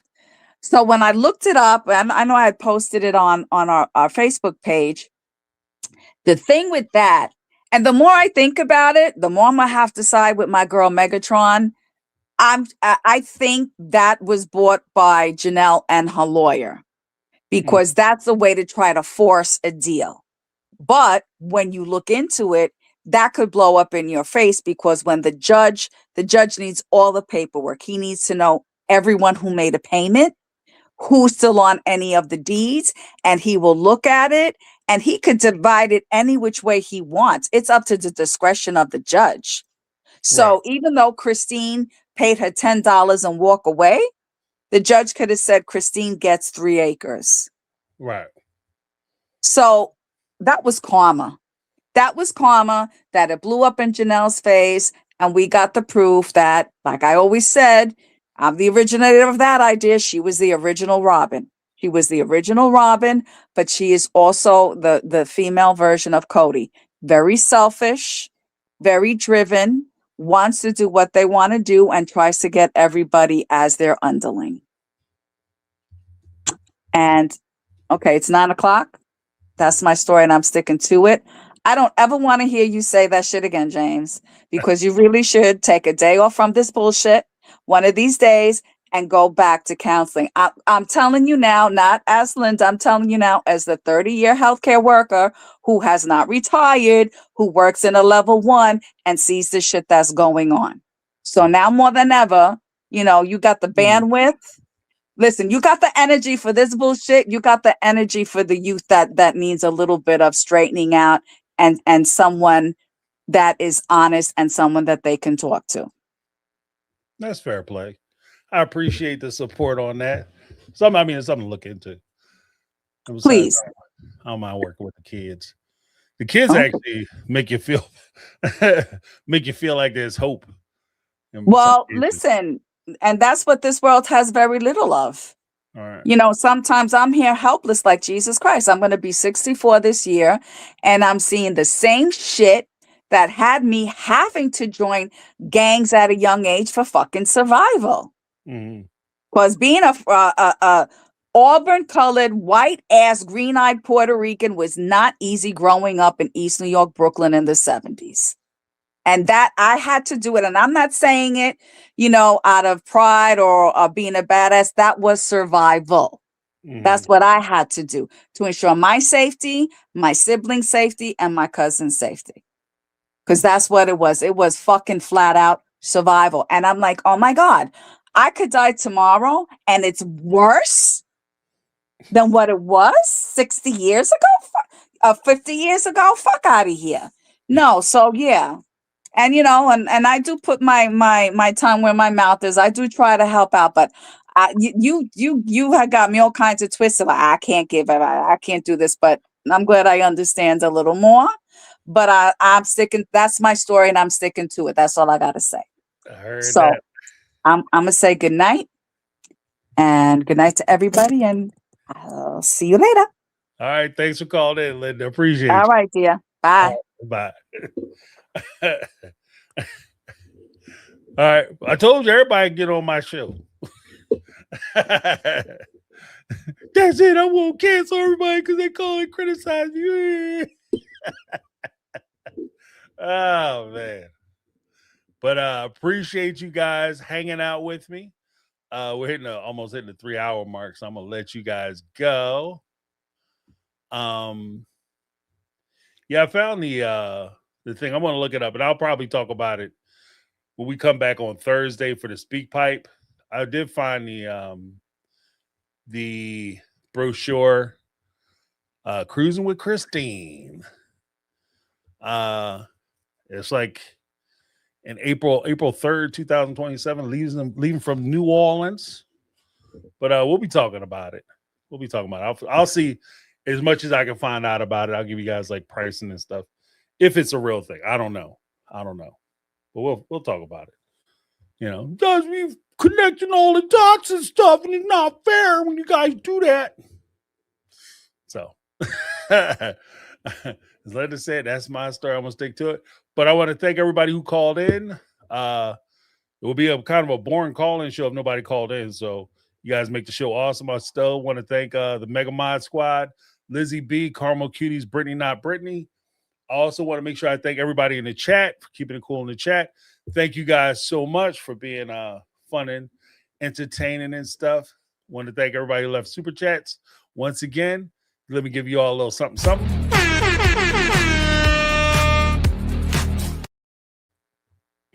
Oh, and Lizzie B gifted One My Take on Reality membership. So make sure you swing through on Saturday so that you can partake in that. Appreciate you, Lizzie B.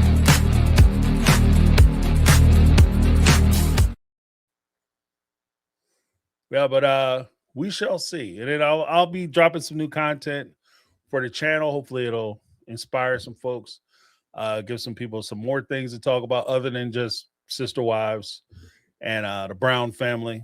Maybe take a step back. Maybe I am being bitter. I don't know. But yeah. I don't even think I'm being bitter or mean or nasty. I just think that I'm being honest. Like, it's just, sometimes the truth hurts. The truth hurts. If truth drives you crazy, you'll be insane. If the truth hurts, you'll be in pain. Just a soldier, circa 1990. But thank you guys so much. I appreciate you hanging out. That's my take. I'm James, and this has been My Take on Reality, and I'm out. 'Cause I've been living life right like I could just die any minute. Going for a ride down the side. Yeah.